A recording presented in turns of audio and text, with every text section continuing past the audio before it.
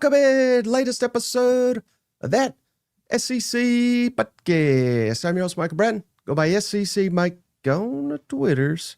And there's our great friend, Stephen Lassan, the senior editor over at Athlon Sports.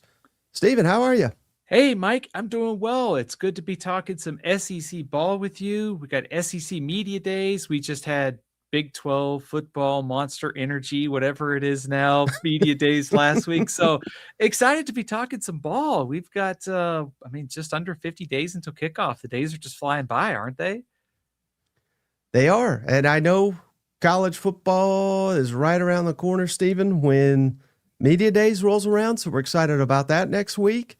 And I know it's around when Shane and I get together and do my, as he says 20,000 times during the show, quarterback rankings. And I don't know if you got a chance to check any of that out, Stephen, but maybe, like Shane said, maybe you bribed me. Thoughts on Arch Manning being the number one quarterback in my SEC quarterback rankings? I knew Longhorn Mike would eventually come around and see things the way that they should have been on all along here. Mike, I have to admit, when I saw that, I actually thought I may have accidentally sent you my quarterback rankings because we've traded so many emails on rankings, and I was like, wait a minute. I wanted to update those in August. Did I send those to him? So I was furiously looking, and then I was like, oh, it's SEC Mike's, and he's got Arch Manning at number one. So I love the list. Great job, Mike. All right. I figured you did, Stephen. I figured you did. Well, I figure you're going to like tonight's show as well because you picked the topic, Stephen. We got make or break position group for each and every SEC team. We're going to deep dive on all 16 teams like we love to do. Stephen's ready to debut his SEC bowl projections. So we're going to be able to talk a lot of football. Throw us a donation of any kind if you want, and we'll skip your team to the top of the list, and we'll spend a little extra time on them. But before we dive into the action, Stephen, just want to give a shout-out to our friends, Tennessee Legend Distillery. Go check them out. It was great meeting some cousins with Cousin Shane over at the Fanboy event there in Knoxville. I think it made Shane horribly uncomfortable to be around so many nerds like myself. But so he dipped out pretty early, but it was a good time by all. So go check them out. Tennessee Legend Distillery. Give them some business here. You will not be disappointed. The only thing I was disappointed with, Stephen, they had a booth at this Fanboy convention. They had all this fancy Tennessee whiskey there, and they weren't allowed to give any out. I mean, I guess it was like against the convention rule, no alcohol. So, that was a little bit of a tease, I thought. Yeah, kind of a bummer. You're there, you see all that great products by our friends over there at Tennessee Legends. But let's be honest, there were two Tennessee Legends in the house, right? SEC Mike and Cousin Shane. So I think you had quite the time there. I guess next year I need to join you guys and add one more nerd to the convention, right? Oh man, that would be great, Stephen. And I think that's why Shane dipped out, because they would not let him consume alcohol on the premises, and it's hard to keep him anywhere if you're not going to give him any booze. You know what? Let's be honest. They probably asked him to leave because the crowd to follow Cousin Shane would have been enormous. Like, the biggest celebrity there, you would have had lines and lines of people. Nobody could get to anywhere else. I think it was important to get that man out for his own safety. He might have been signing autographs until Monday morning when the sun came up. Oh, I think you're absolutely right, Stephen. So, hey, shout out Cousin Glenn. First donation of the night. He gifted a membership, Stephen, to Patrick Clark. Patrick, welcome to the family. Yeah. So appreciate you, Cousin Glenn. We're going to do Oklahoma first for Cousin Glenn. But before we do that, Stephen, are you ready to unveil your preseason SEC bowl projections and any thoughts before I reveal this list that is going to probably piss off many of the cousins? Mike, if we could just have a moment of silence, because I was enjoying the last 18 hours where you were taking all the incoming fire for quarterback rankings, and I was sitting in the back of the room enjoying it. So now I get to go back to the front of the room. I'm ready to fire away with those bowl projections. All right, so let's get into it. This is Steven. Remember Stevens? I should have put Cousin Shane's on here just to screw with them. But no, these are Steven's SEC Bowl projections for all you audio folks out there. Let me break it down for you. Steven, thankfully, has got 5 teams. Steven says, don't buy the BS of the 9-game SEC schedule is going to doom us all in the conference. He's got 5 teams out of the SEC making the college football playoff. Georgia, Texas, Oklahoma, Texas A&M, and LSU. So let me ask you this, Stephen, before we go on to the others. Let's just focus on the college football playoff teams here. Is this the order in which are you projecting the rankings necessarily, or is this just the 5 in no particular order?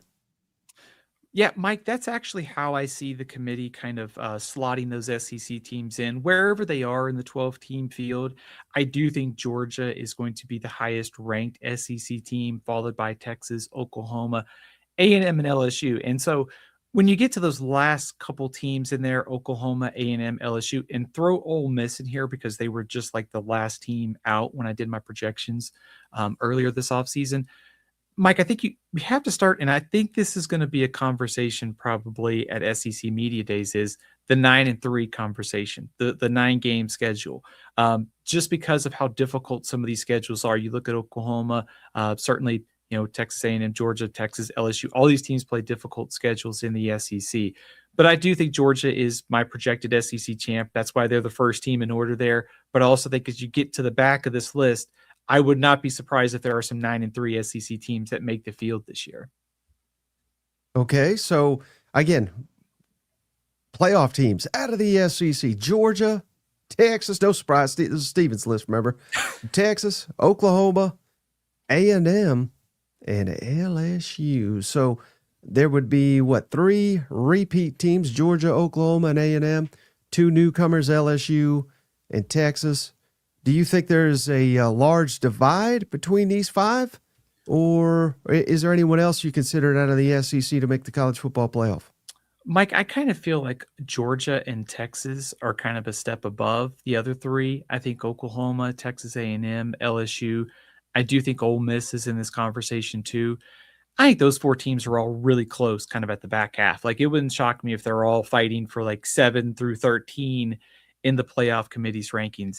I didn't really consider another team at this point. I think Ole Miss is kind of the cutoff. I think just, thinking kind of like sleepers, I think Alabama, Tennessee, very interesting sleepers if pieces fall into place because of the schedule and high upside potentially at quarterback. So I feel pretty good about the SEC getting 5 teams in. If you wanted to swap some of those teams out at the back, I wouldn't disagree with you, because I think we have seen the trend in playoffs is that the same teams are not going to make it from year to year.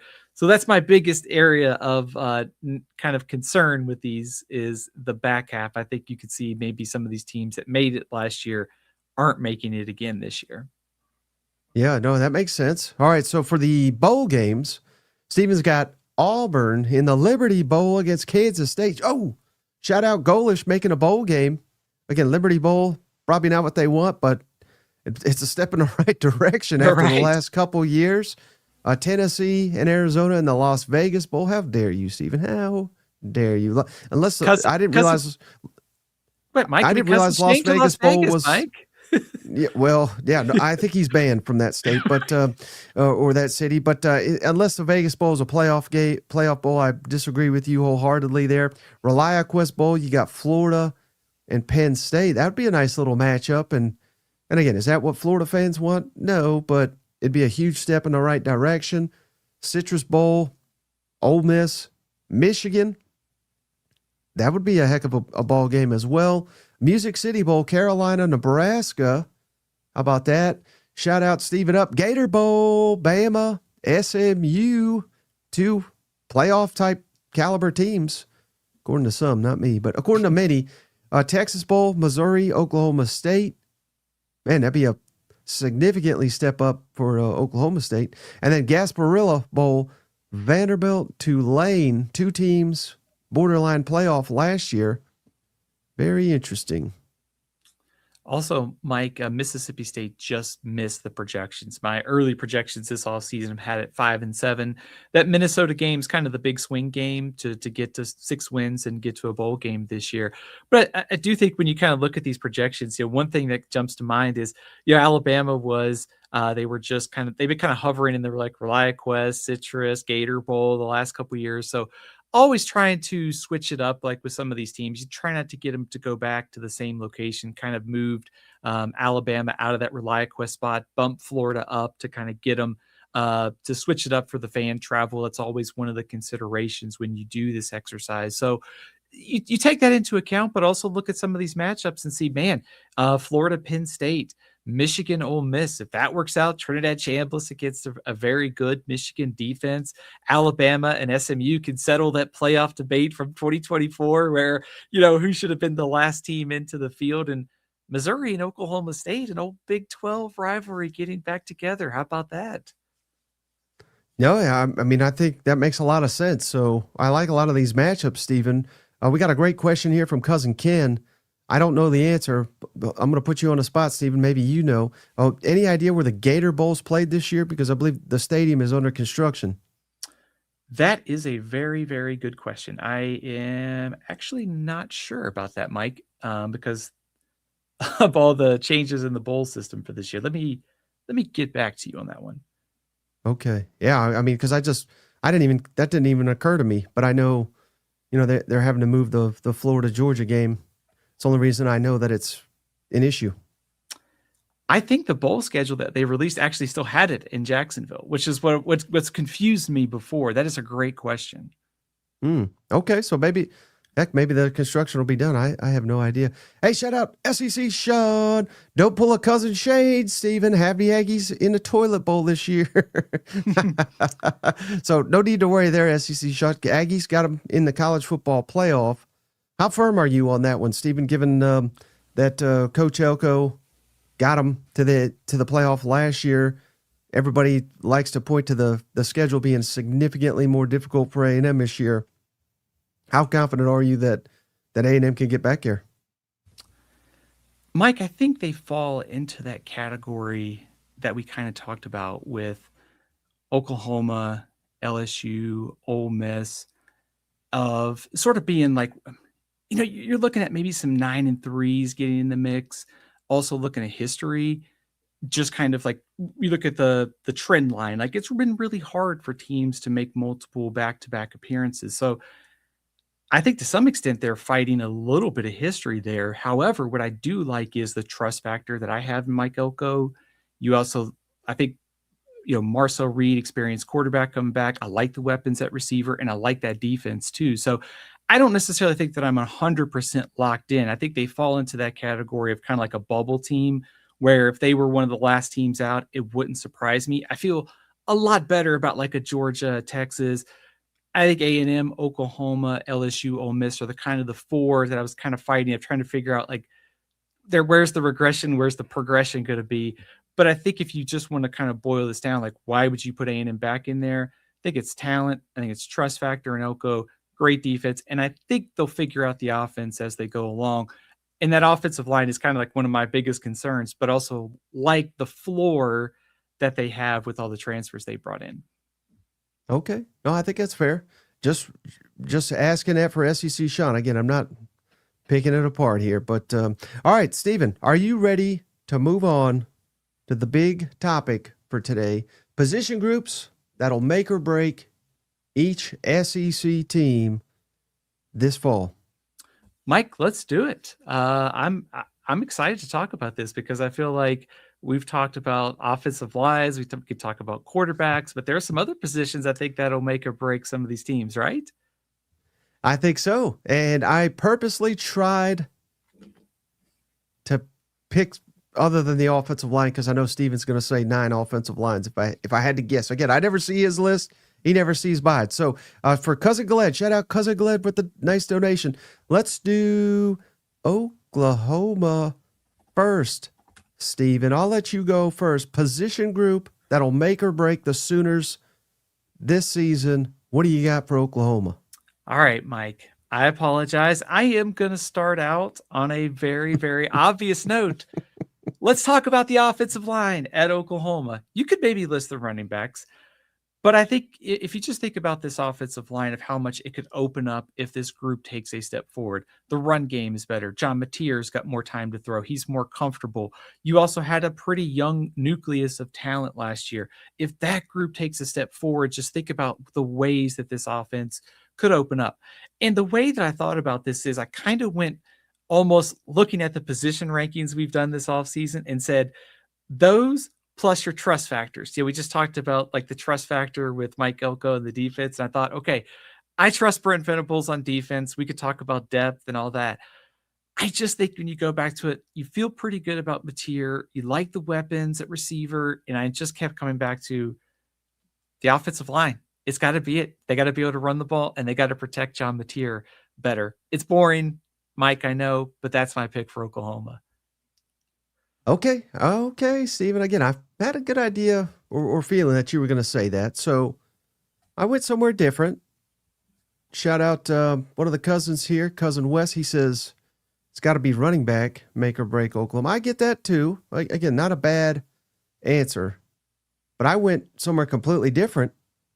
How about this, Stephen? I went receivers, and I'm going to throw tight end in there. You know, is similar to receiver. I know it's, you know, not exactly the same, but just considering the lack of options outside of Satania last year, I think that killed Oklahoma. I think this offense that Ben Arbuckle's running, I don't even know how we can evaluate it with the weapons they had to work with last year, particularly at tight end. I think they have tried to upgrade that massively out of the portal, tight end and receiver. So what does Trell Harris look like? What does Parker Livingston look like in Oklahoma uniforms? Does Satania continue to progress? I don't know. That's an interesting question. So what's your thoughts on the receivers? Because I just don't think that you can ask John Mateer to carry the offense like he did last year, because clearly we saw how that worked out. I like that you mentioned the tight end position too, because that's something that you and I have talked about, like better inline blocking, better receivers over the middle, just giving John Mateer more weapons. I do think this group at receiver, you know, I like this group of receivers for Oklahoma, starting out with Satanga. I think he's one of the best in the SEC. I like the pickups of Trell Harris and Livingston. So I would like to see Livingston probably play with a little bit more consistency than we saw last year at Texas at times with some of the drops. But still, like, you have your speed with Trell Harris, Livingston, maybe a little bit more possession to go with Satanga. I like the group, Mike. I think the question is, we talk about transfers and how do they all fit. You don't want to overrate this group, but I think there's a chance that this group could also take a step forward. So I think at the kind of the most basic level, it's kind of like, what do you do to get John Mateer to the next level? And some of that is better receivers and better offensive line play, right? Oh, without a doubt. I think so. Now, I did want to go one step further, Stephen. Most underrated player returning for each and every team, and I've got one here.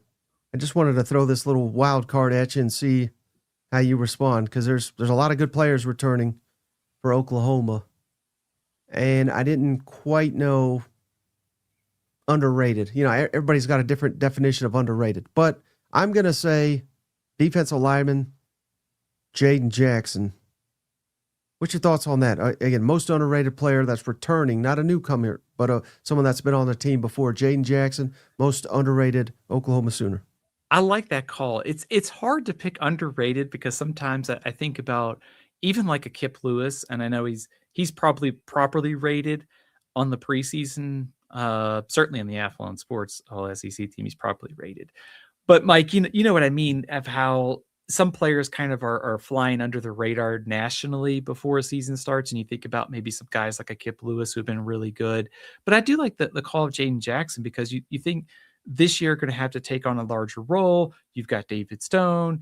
You know, he's going to have to be that second tackle. He's been really, really solid player, now stepping up to even more valuable role this year. So kind of being a full-time starter, I think we'll kind of see what for sure he's made of, but I like what the direction of his game is going. Should be a solid piece to that line this year too. All right, so shout out. We had SEC Sean. Appreciate, we got Cam too, but SEC Sean for member for 9 months. We appreciate you, buddies. That's outstanding. So for SEC, Sean, let's do A&M next, Stephen. Position group for the Aggies, which Stephen's got in the college football playoff. What position group makes or breaks a team? And based on your playoff projection, sounds like you think this position group will be a hit for A&M. Mike, I'm going to go ahead and apologize to you and all the cousins because it is the offensive line again for Texas A&M. I mean, just kind of, you go through the positions and you think, okay, they've turned over some on the defensive line. I think they're still going to be okay there, but offensive line, this is kind of the same thing with Oklahoma, taking the pressure off of Marcel Reed, being able to run the ball, being able to help the quarterback in the passing game too. So with a first-time play caller, Marcel Reed trying to bounce back after a not so good ending to the season and maybe some of the ups and downs against top-ranked opponents, you can't put everything on his shoulders. So having an offensive line who could protect him, having a solid run game, 4 new starters, you like Mark Naboo at center. I like the floor with all the SEC transfers, and I think they got a lot of high kind of talented guys waiting in the wings. So I'm curious to see when we get to the opener, how does this group pan out? But Mike, it's also, I think, worth considering. They play Alabama, LSU, Alabama, South Carolina, Oklahoma, and Texas. Those could all be really, really good defensive fronts. At least 3 of our projected top 4 defensive lines with LSU, Oklahoma, and Texas. So, your path to the playoff goes through these really, really good defensive fronts, and you're going to have to be able to protect and help Marcel Reed. So that's why offensive line is my pick here. Okay, again, I can read you like a book, Stephen. I know you that well. So I went somewhere different. Again, you're probably right. That's probably the answer. I like the fact that they do return players that have been in the system, haven't played extensively, but played in the system, and then they went in the portal and attacked it. So, again, A&M's one of those rare schools where you can kind of throw all these resources at a position of need and one where everybody wants that position out of the portal. So, again, because of all that, I think the offensive line will be, once again, a strength. Maybe not as good as last year, but I don't think it's going to break the team necessarily. How about this one, Stephen? A little wild card. And it kind of goes hand in hand with the offensive line. I got confidence in Marcel Reed. I think we've all got confidence in the receivers. How about running backs for A&M? Because I like Reuben Owens, of course, but he's never been the man. He's never been the guy. He's always been kind of one of many. And now he's being asked to shoulder the load. And we've got some other players that'll need to step up. Again, we're trying to be a perennial playoff contender. I think they're going to have the running back step up in a big way for A&M this fall. No Le'Veon Moss, no Amari Daniels. So instead of being like one of 3, certainly Jamarion Morrow and some of the other running backs that A&M has, that's the makings of a really solid trio. But at the same time, you're probably going to have to ask for more of those guys with Owens kind of at the front of the line. So I like that call, Mike, because I do think I like the upside of Reuben Owens if he can stay healthy. And now you've got these new pieces on the offensive line. He and Morrow and the other running backs might have to actually create a little bit more this year with maybe some of the holes are not as gaping in the run game as they were the year before. All right, so I've got one underrated player. And maybe this guy's not even underrated, but I truly think he is. I could just look at the comments, Stephen, and again, I put out the power rankings or not the power rankings, but the quarterback rankings. And even though I put him number 5, I think he's underrated, Stephen. Again, I'm not underrating him, but I think everybody else is. How about Marcel Reed? Biggest underrated returning player for A&M, because it seems like half the country thinks this guy can't play football. I think the problem for Marcel Reed is our last impression was of the playoff game against Miami. Mm-hmm. But at the same time, look at what Miami's defense did to Ohio State. Miami's defense was really, really good last year. And so, yes, he's got to clean it up in the big games. He's got to play better when they play top 25 opponents. But also at the same time, I mean, Mike, you got the stats on the screen there: 25 touchdowns, over 3,000 passing yards, probably going to take on more of the offense this year, still maintains that dynamic rushing ability. I mean, I get it that there's room to grow, but also that's a pretty solid floor and a place to start with. And so I think maybe the last impression is kind of taking on too much, if that makes sense. Like we're forgetting the rest of the body of Marcel Reed's kind of work last year. Does that make sense? Absolutely. And I'm people are probably tired of me saying it, Stephen. I've said it with Shane the other day. I've said it many times over the offseason. I mean, I'm just looking. I mean, they're like, this guy can't play.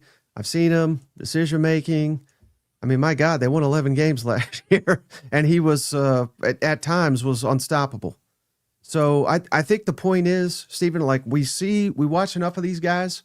There's enough to pick apart, but there's nothing to pick apart about Alabama's quarterbacks, Auburn's new quarterback, Florida's quarterbacks, Kentucky, LSU, unless you watch Mississippi State games. I mean, we could go on the list. Lenore Sellers. Yeah. I mean, the guys that we have seen, we just pick these guys apart to know. Hell, people are picking apart Arch Manning. His last name, they're saying, my God. I mean, I'm the furthest thing from a Texas truther, but it's like we can't say anything nice about these guys that dominate for multiple games of the season, and yet I don't know. It's baffling to me how people just only highlight the negative when they don't even consider all the positive. I know you can manipulate stats to kind of fit whatever narrative you want to, Mike, but Marcel Reed was fourth in SEC only games in quarterback rating. That was ahead of Trinidad Chambliss, and Mike's favorite quarterback, Arch Manning, was sixth. So Chambliss was fifth, Arch was sixth. And again, I know you can manipulate stats. I guess what I'm trying to get at is, yes, the mistakes against Miami and Texas and some of that has to be cleaned up 100%. He's got to play better. There's another level he's got to take his game to. But also, everybody in this conference has good players. They got good defenses. Sometimes they make good quarterbacks look bad. And so I think, if Reed takes a step back this year, I think it'll obviously, people like me will look like idiots for considering him for all conference honors. But also, kind of like we mentioned, there's a pretty solid floor in there, and you have this receiving core to throw to and an offense that might be geared a little bit more towards the passing and your arm. That sounds like a pretty good situation for a guy entering his junior year. Also, quarterbacks do get better throughout their career. It is possible for guys to improve, right? How about the guy that just won the Heisman? How about that? Yeah, right. I don't think he was considered elite until late in his career. But I mean, there's many, many examples. And let's move on, Stephen, to Mississippi State. Shout out, cousin Cam. Hope you're wrong, Stephen. He's talking about the bowl projections. How dare you? How dare you? State's making a bowl game. You know it. And then he also said, that's it. Kick Stephen off. Get Marler back on.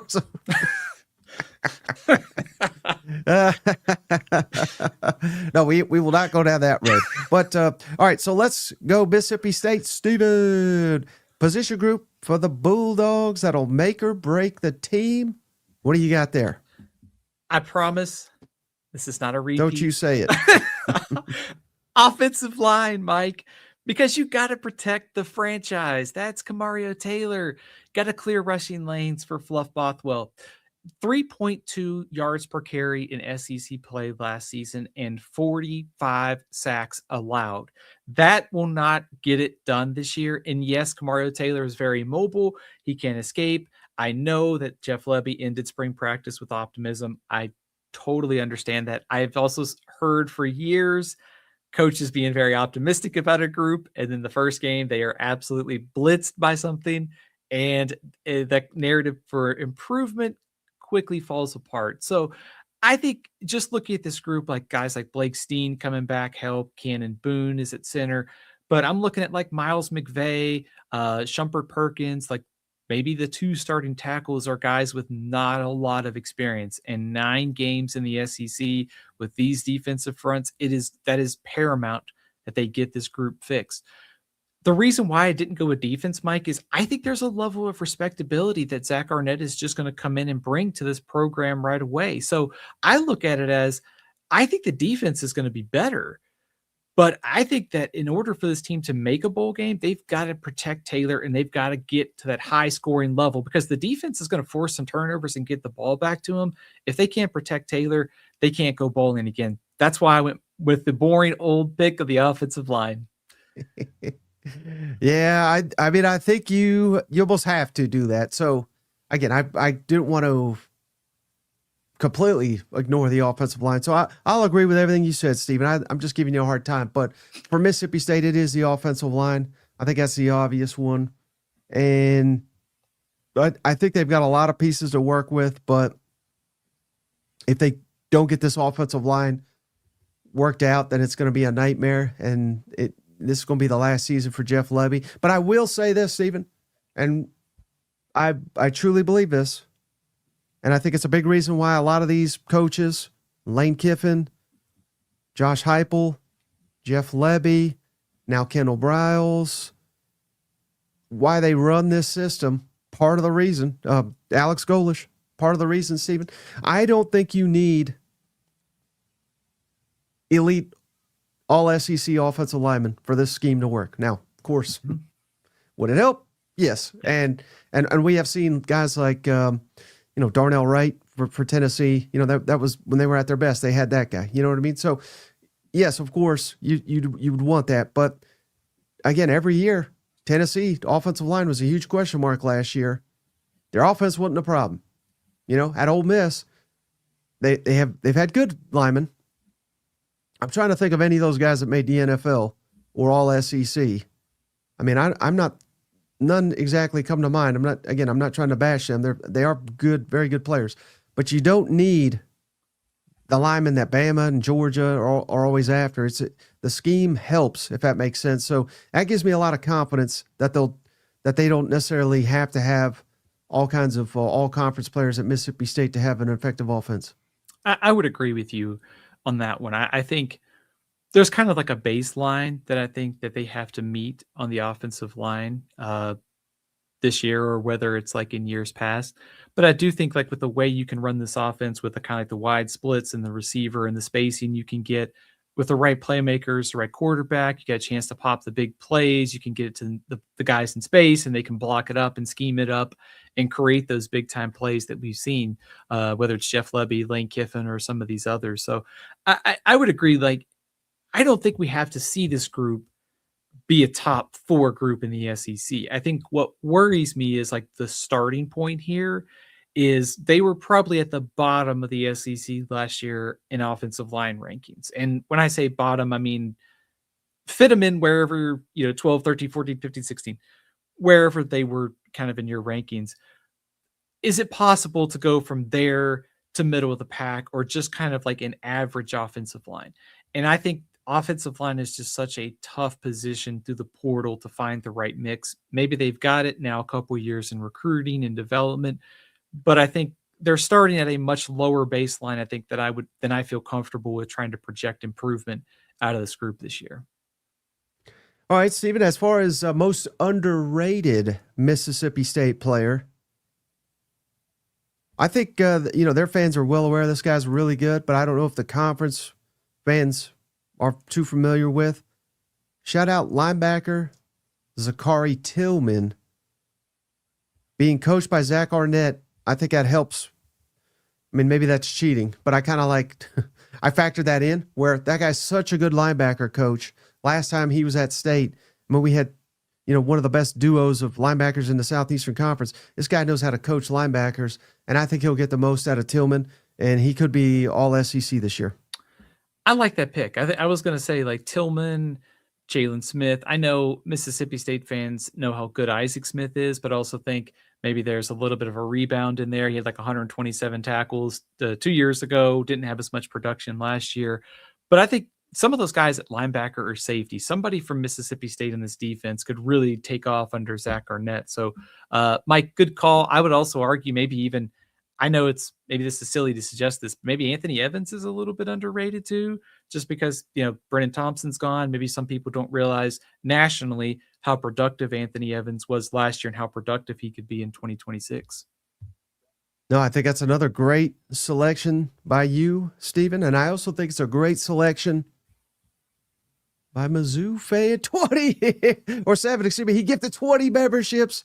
So I took a screenshot. I don't want to scream all those out right here. We'll hold that to the end. Shout out Mizzou fan. I'm back, y'all. Sorry I was on vacation with a little service. So we appreciate you, Mizzou fan. For you, buddy, let's do Missouri, Stephen. Make or break position group for the Tigers. I am going to the defensive line, Mike. Not offensive line this time. But thank goodness. Yeah, right. So finally, something different, right? I think about Missouri and D-line Zoo, Damon Wilson, Zion Young, Chris McClellan, all gone. 3 of the last 4 years, Missouri has ranked in the top 5 of the SEC in rush defense.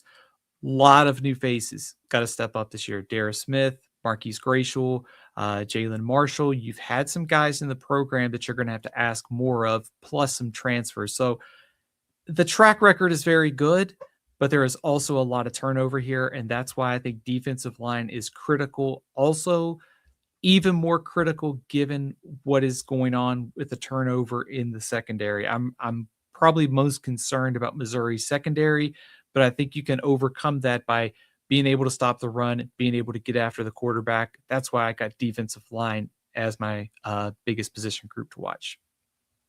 Stephen, have I ever told you what a smart son of a gun you are? Because that's exactly where I'm going, Stephen. Defensive line, position group, make or break. Again, everything you said. I mean, we're replacing a ton of talent. Now, that they do it every year. They get guys to the NFL and develop. They are elite at developing in Columbia. So again, it's not necessarily saying it can happen. And yes, Mike's got a question. Mizzou Stadium, is it finished? It is. So they're going to unveil that bad boy. They brought the rocks back in.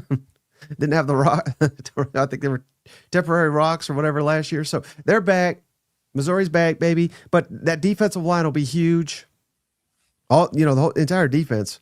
There's a lot going on. But we know how important the defensive line is in the Southeastern Conference. I think that's the make or break. I really do. And again, let's say they do have experience back at linebacker.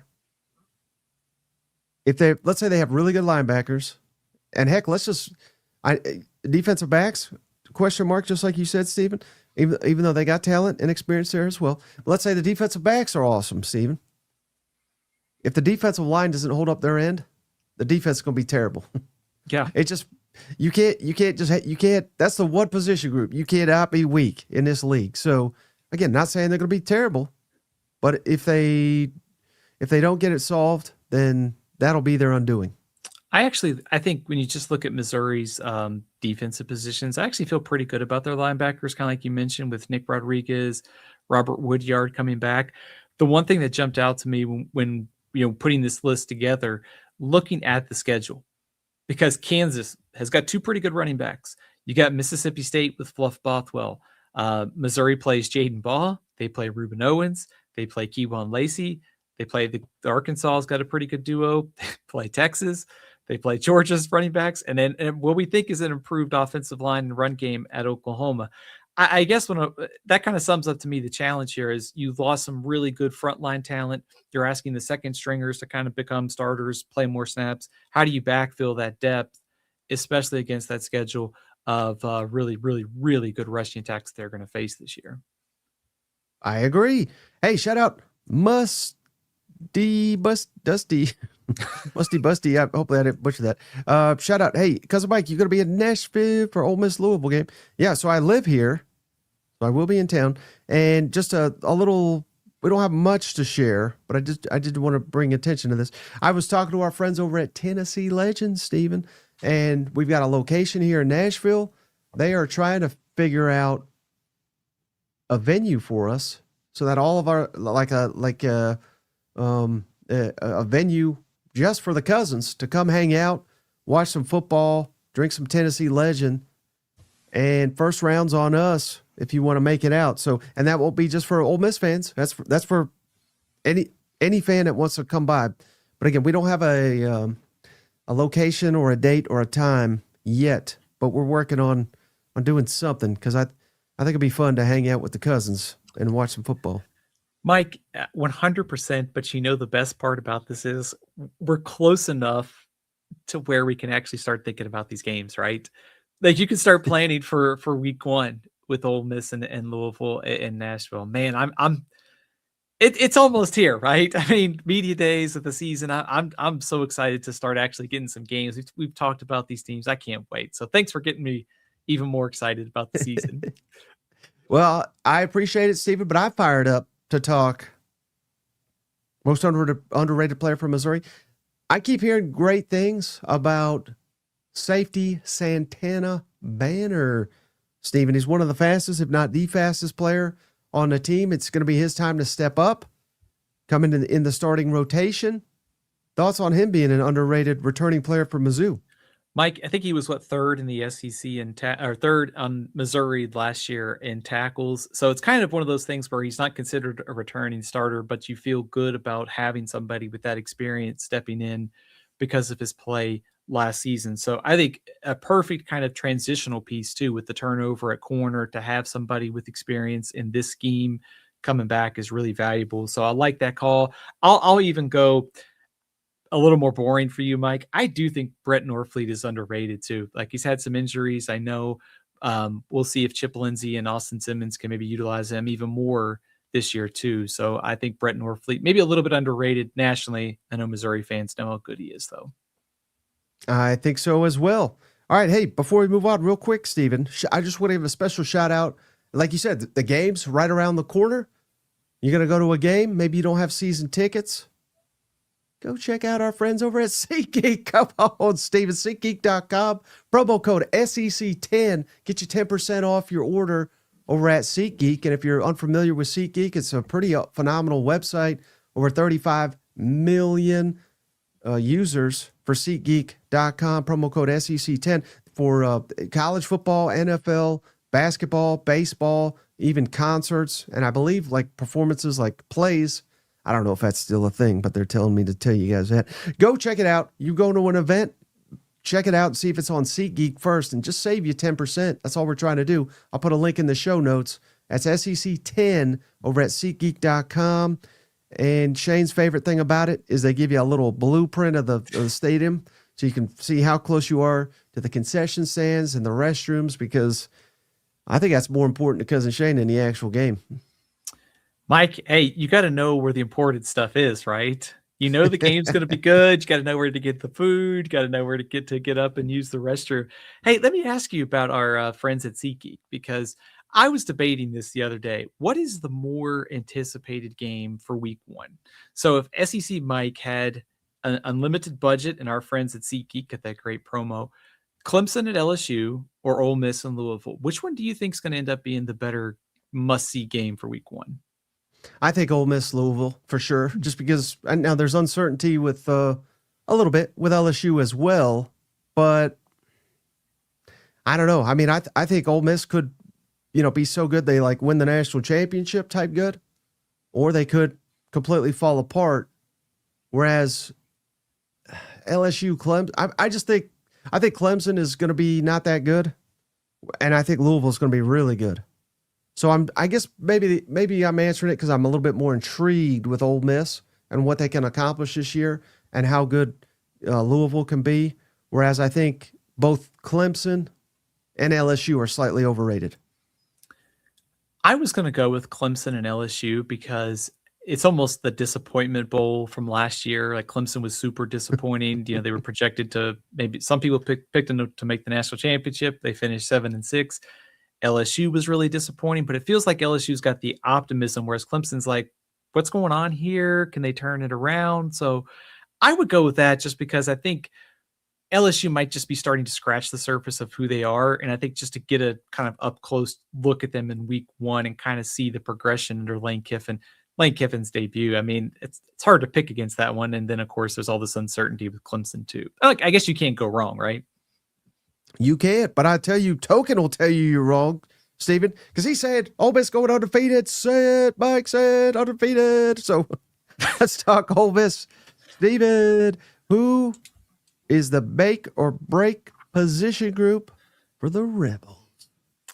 I don't know if I should go first on this one because I feel bad for Oh, Mike putting up with goodness. me. Okay, so I'm not going to say that, Steven. I'm going to say, how about this? Little different. I'm trying to be different here. How about the secondary? That was a position of concern last year. We've got some turnover there this year. I believe we've upgraded via the transfer portal. Secondary for me, Steven. I'd like to see Pete Golding get that turned around. That's a good call, Mike, because, of that turnover and also wanting to see how those transfers fit in, like Sharif Denson, Edwin Joseph, Jay Crawford, the corner from Auburn. Curious to see how this all fits. And also, I think about that in the backdrop, too. I think this Ole Miss defensive line is underrated, too. It would not surprise me, like defensive line, linebackers. We talked about it when we did the position rankings.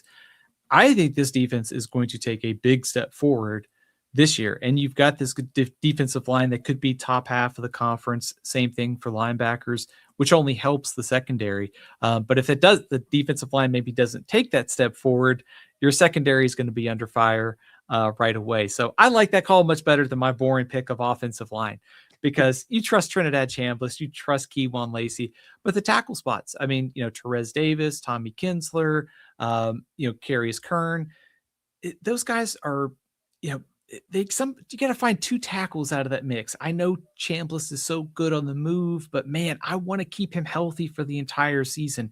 And you're adding that other SEC game. Louisville's got a good pass rush for the opener. You just don't want anything to slow down Trinidad Chambliss. And so I worry about the tackle spots for Ole Miss if they become a bigger concern. This offense is not operating at the pace and success rate that we saw last year. No, I think that's completely fair, Stephen, and that is one of the biggest question marks I have for Ole Miss. So I'm not going to pick that apart, but I just knew you'd go there. So I just try to be a little different here. You know what? I figured, I did this list and I tried not to pick offensive lines, Mike, but I kept coming back to the position and I feel really bad. So I apologize to all the cousins for being super boring, but I appreciate Mike lifting us up here with some extra positions, right?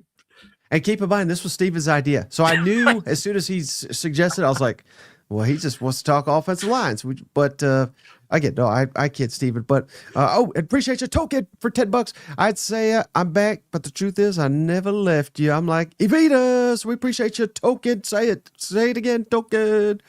All right, Steven, where shall we go next? How about, Mike, we go to Arkansas? I like it. What is the position group for the Razorbacks, Steven? That'll make... Oh, wait, I'm sorry. One more thing for Ole Miss. Underrated player. Now, you kind of hit on this because you said defensive line. I could say the whole defensive line's underrated, which I agree. But I said Cam Franklin, defensive line Ole Miss, because I think he's one of the best interior defensive linemen returning. What's your thoughts on that selection? I was going to go... I know this is super boring. I don't know that people are outside the SEC know how good Will Eccles was last year. And I just think knowing how he can create havoc, and I like your pick of Cam Franklin too. I think he's somebody that was maybe better than some people thought last year, primed to take a step forward this year. It kind of goes, Mike, to the whole thing here. I think, you add in some transfers, you add in some guys who may be a little bit underrated, taking a step forward. I like where this defensive front is going. So I think if people are expecting Ole Miss defense to run back what we saw last year, I think they're mistaken. I think this defense is going to be a lot better. Mm-hmm. Okay, so I apologize, Steve. Let's go back to Arkansas. Arkansas make or break position group for the Razorbacks. Mike, I almost picked quarterback, but I had to go defensive line here. Because I think Quincy Rhodes, I know we'll talk like underrated players, but I think Quincy Rhodes is super underrated nationally. I think Arkansas fans know how good he is. But it's Quincy Rhodes and who? Because that's the question for me on this defensive line.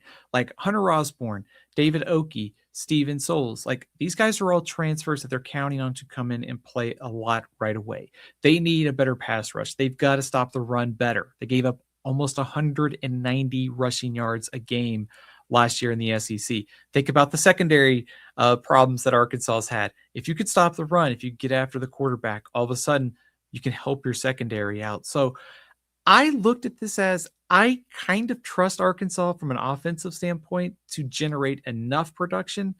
But I think if Arkansas wants to go to a bowl game, it's got to be on better play in the trenches on the defensive side of the ball, because in turn, the whole defense is better and taking some of the pressure off that offense, helping them out, trying to get to 6 victories. I like that pick, Stephen. In fact, I like any pick that's not offensive line tonight.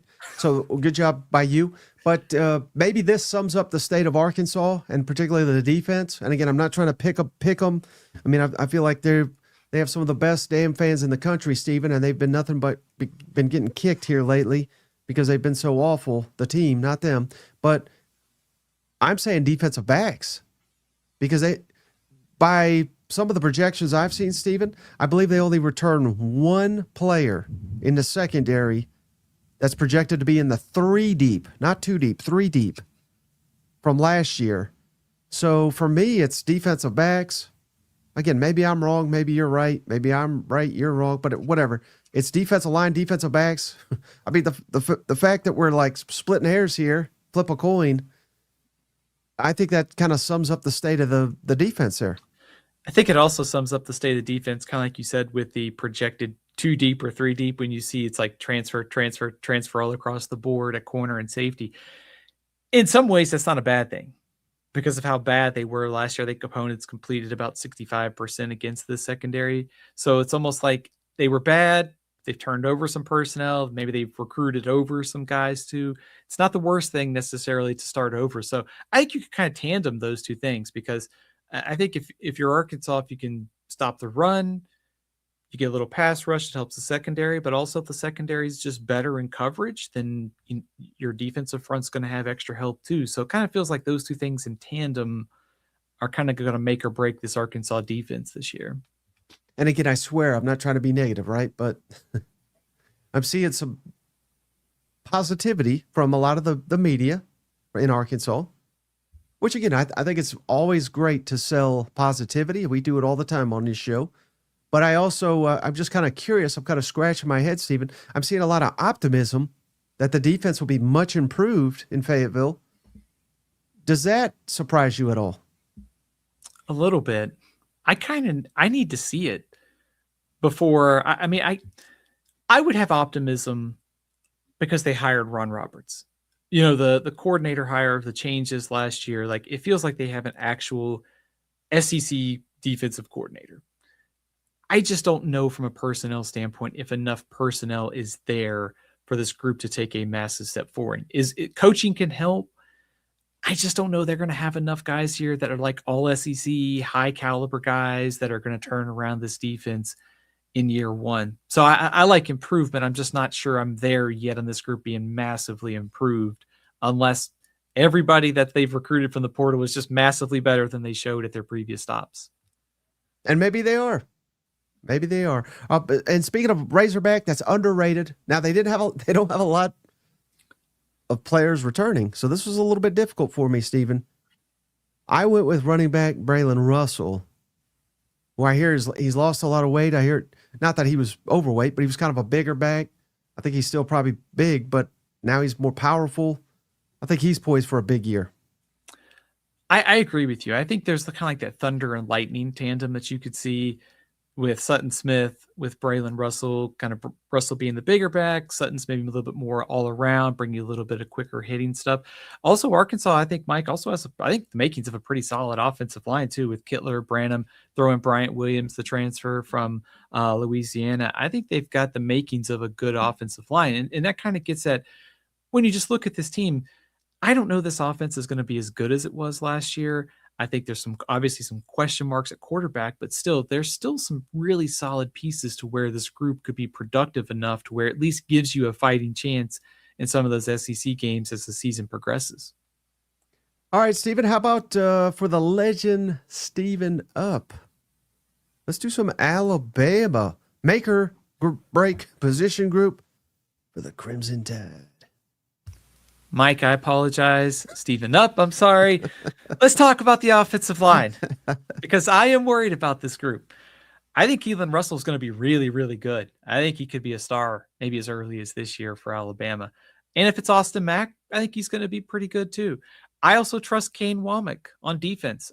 Defensive line turnover is a question, but I think they'll be fine. But this offensive line for Alabama was a question mark last year. You take away Caden Proctor, you take away Parker Brailsford, and now you're throwing in, Del Gotti, who's a transfer from Cal Poly at center. You got a couple guys that are fighting for spots at tackle that are either unproven or they're transfers. Michael Carroll, I don't think there's any question about it. Like, he's a stud. He's going to be an all SEC guy this year. But you have a first-time quarterback. They averaged less than 3 yards per carry in SEC games last year, Mike. If they want to go to the college football playoff again, they've got to get this group fixed. So apologize for being boring, but it's got to be offensive line for Bama.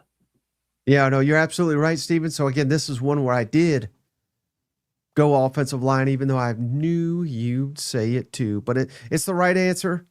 And sometimes being right feels wrong, Stephen. But I feel right about this selection, especially when you fire DeBoer's a pretty loyal guy. I don't know that he's gotten rid of a lot of coaches over his time. I don't know that he's had to because he's been so successful. But the offensive line coach gone, replacing everybody. He's been very transparent that he's never had this much turnover at one position group, along with the position coach. So, yeah, I think it's got to be offensive line. They get this solved, Stephen. This very well could be a playoff team. If they don't, I think it's going to be a long year. So that's the very definition of a make or break position group. Schedule's favorable.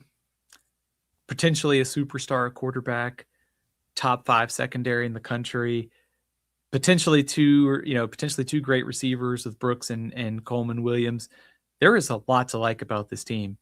But, for every time I try and talk myself into, well, maybe they will be kind of that last team in the playoff. Like, they're going to surprise, they're going to knock a Texas A&M or Oklahoma out. I just keep coming back to, man, like I said, I like Carroll. I think Jackson Lloyd, maybe at one of the tackle spots, could be a breakout guy. But, man, it's asking a lot of this group after not being very good last year. So DeBoer is a pretty smart guy, Mike, and he's won a lot of games. If he fixes this offensive line this year, I think they will be in the playoff. Hey, shut up. Steven up. Always showing up for them boys in Tuscaloosa.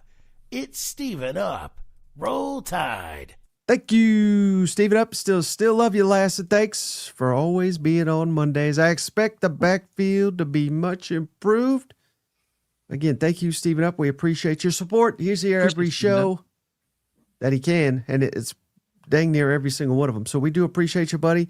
Let me ask you about, again, let's go back to the quarterback rankings because we kind of already hit on Alabama, but I want to honor Steven Up's donation there. I put Keelan Russell 10th. Again, this is a projection, so I may be way, way off. If you had to project where you think he will be ranked in the SEC among quarterbacks by the end of the season, not today, but by the end, how high are you putting Keelan Russell? Man, this is tough because I think I would probably have him in the top 10 somewhere too. I think you could even put him higher. I mean, just on a projection, because Michael Penix, we saw what he did under Kalen DeBoer. We saw Ty Simpson last year. Kalen DeBoer and Ryan Grubb get good quarterback play out of whoever is under center. And you could argue Keelan Russell is probably one of the more talented quarterbacks that they work with, right? I mean, Michael Penix, I know, was a first-round pick, but I think Keelan Russell's tools are just like, there's an enormous amount of upside there. So it's a projection, Mike, but I would probably have him in the top 10 of the SEC quarterbacks, I think. And I think if we knew for sure he was the starter, I might have him a spot or two higher than that. Would it be crazy to put him in the top 3? If everything breaks right? I feel good about Chambliss and Arch in the top 3. I feel like that third spot could have somebody. I know you had Sam Levitt a little kind of low, and I may have him a little bit higher. I share some of your concerns, though. So Man, I mean, that's the interesting thing about that kind of like third spot is like Gunnar Stockton could be really solid, but maybe not have the stats. You have Sam Levitt, you've got Marcel Reed, Mateer, Kamaria Taylor's pretty interesting too. Like Lenora Sellers Right. bouncing back. So I don't think it's crazy. It's bold. Track record's there, right? Well, I like bold takes, so that's why I was asking that. But all right, so as it goes for Bama, Stephen, most underrated player that's returning, you already hit on it, so I think you're going to like this. Although he might be properly rated, I went with offensive lineman Michael Carroll.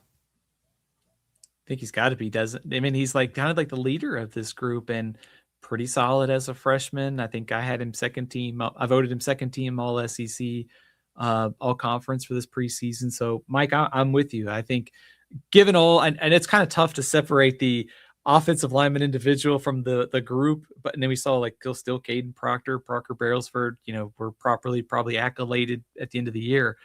I think Michael Carroll could be in that conversation this year too. He's a really, really good player in a group with questions. So I like that call of Michael Carroll. Well, you know what I like, Stephen? I like Cousin Jared giving us donations. Shout out, Jared. So we're going to do LSU next, Stephen. Position group that'll make or break the Tigers this fall. Don't you dare say offensive line. Offensive line for LSU. Here, let me talk you through this because I feel bad because I feel like I'm like a broken record. I have confidence in Blake Baker's defense. I know they've only got 3 returning starters and you got some transfers stepping in, but this, Sam Levitt's certainly an X factor, but I like the receivers that they brought in through the portal, Trey'Dez Green. But I think about the offensive line for 2 things. I think about how do you protect Sam Levitt when he's coming off a foot injury, and also the rushing attack for LSU. So I think you kind of tandem. I'm taking the offensive line because I want to see this offensive line be physical, open up some rush lanes, let Harlan Berry and Caden Durham get some yardage on the ground, and it just goes back to track record. I mean, for all of the quarterback accolades and rightfully so under Lane Kiffin, this offense has to run the ball. And it feels like if they don't get the ground game going, then nothing is going to work for Sam Levitt, and this team will not make the college football playoff. So that's why I went offensive line, Mike, because I feel good about the defense. I like the skill talent, but I need to see this rushing attack improve and protect Sam Levitt. Okay, so the offensive line show continues on. I see what you did there, Stephen. And again, I don't even hate it. But I'm going to go to the other side of the ball. How about defensive line? I like what you said about Blake Baker. I think he's very good.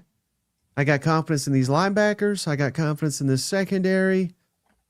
But it scares me, Stephen, that we have so many freshmen apparently going to make a big impact for us in a defensive line, particularly the interior. And we're relying on so many transfers. Now, the transfers can come in and be pretty good right away. So that's not a huge deal to me. But again, we're talking playoff or bust. We're talking, heck, I guarantee you there'll be some LSU fans, Stephen, that if LSU just was like one and done in the playoff, they'd be like, God, what a disappointment. You know what I mean? So again, the expectations are through the roof, as they should be at times in a proud program that wins the national championship every couple of years. That's more than dang near anybody can say outside of, a handful of schools. So if those are the weight of the expectations, Stephen, I am concerned about the defensive line because I don't know that they're of that caliber. Are you most concerned about depth or maybe just the overall production of this group in 2026? Maybe a little bit of both, but just again, I'm hearing they got freshmen in the 2 deep. Can you realistically do that? 9-game SEC, then go in a college football playoff? Guys that are in high school, I don't care how good they were. You can't come in. Well, I guess in the line of scrimmage, can you do that in this conference, Stephen? I don't know that you can. Dylan Stewart looked pretty good a few years ago, but your point as well. I think taken on that one. I'll give the optimism for this one if you're LSU. The transfers give the freshmen time to get their feet wet. and the freshmen don't have to play 30, 40 snaps. They can just kind of get a little bit here, a little bit there. And then when you need them, kind of like we've talked about with LSU this offseason, is that they're going to be a work in progress. So maybe by November, when you're going to play Alabama, you're going to play Texas and Tennessee, a stretch of games that may or make or break your playoff chase. Maybe those freshmen are kind of acclimated and you've got a really, really good defensive front by then. So I kind of trust Blake Baker here. I know Relaford is already out for the season, so they've already lost some depth. But I think the combination of transfers plus returners plus freshmen, I like the makings of this group. But I think it's fair to still have some skepticism until you see it. Hey, I wanted to ask you something, Stephen. I was watching another podcast. Again, I'm not afraid to shout out other people that do a good job, Stephen. It's funny how many people in this landscape, they want to pretend there's no other shows and nobody else does a good job. Shout out to On Texas. They do a hell of a job covering Texas. And they had a whole show on the fact that Muschamp, well, they got all their eggs in the Muschamp basket, right? He has had a lot of issues defending Lane Kiffin. And we go back to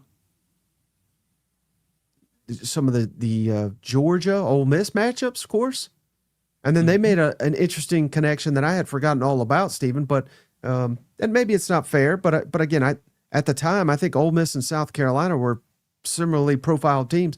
But I don't know if you recall this, Stephen, but basically I think it was the COVID year where Muschamp basically got run out of South Carolina. That was it was Lane Kiffin that ran him off because it was him throwing in the clipboard. You know, it's like he was calling the touchdowns before they were thrown. So basically their point was Kiffin's got Muschamp figured out. And why that's relevant, because there's such a huge game this year, Texas, LSU, at LSU. I know I'm kind of like throwing a curveball at you in a lot of stuff here, but I know you remember all these games. Have you thought about that at all and presented that information? Does it make you wonder if there's a massive, or maybe not even massive is the right word, but an advantage for LSU schematically in this game? That's a great thought, I think, kind of like a thought experiment on this game. And I think just thinking about LSU's kind of schedule, I think about like the first cluster of games where, they're favored against Clemson, rightfully so. There's the, game maybe that people were talking about against Ole Miss in week 3.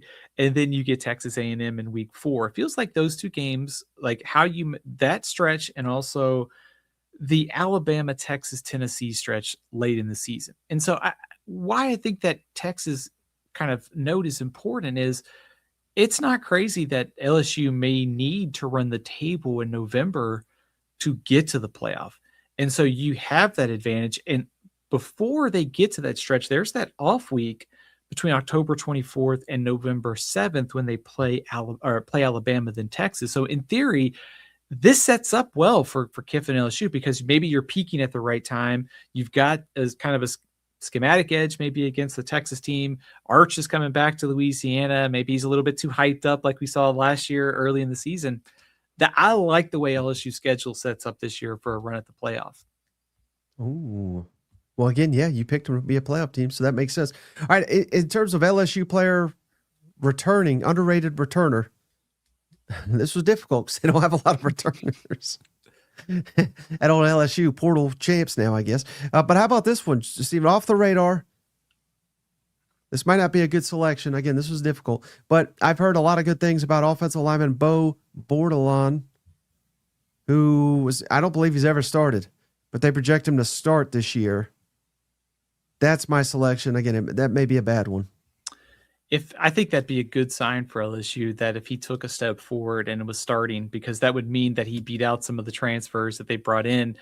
Maybe it's not a good thing because he brought the transfers and thought they'd be good, but I think maybe big picture is having extra offensive linemen for depth purposes. I mean, 9 games on defensive line, the SEC is wear and tear, but also in the offensive line too. You need more than 5 to make it through the season if you want to make the playoff if you're LSU. So Mike, I think that's an interesting call. And it's tough because they only have 6 returning starters to kind of count for here. I mean, I was almost going to say like Braylon Moore, somebody who's kind of been through the battles and he comes back as a senior to maybe take a step forward.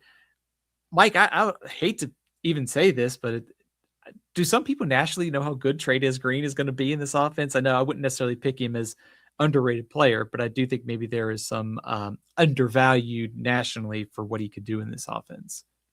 No, I think I certainly considered him.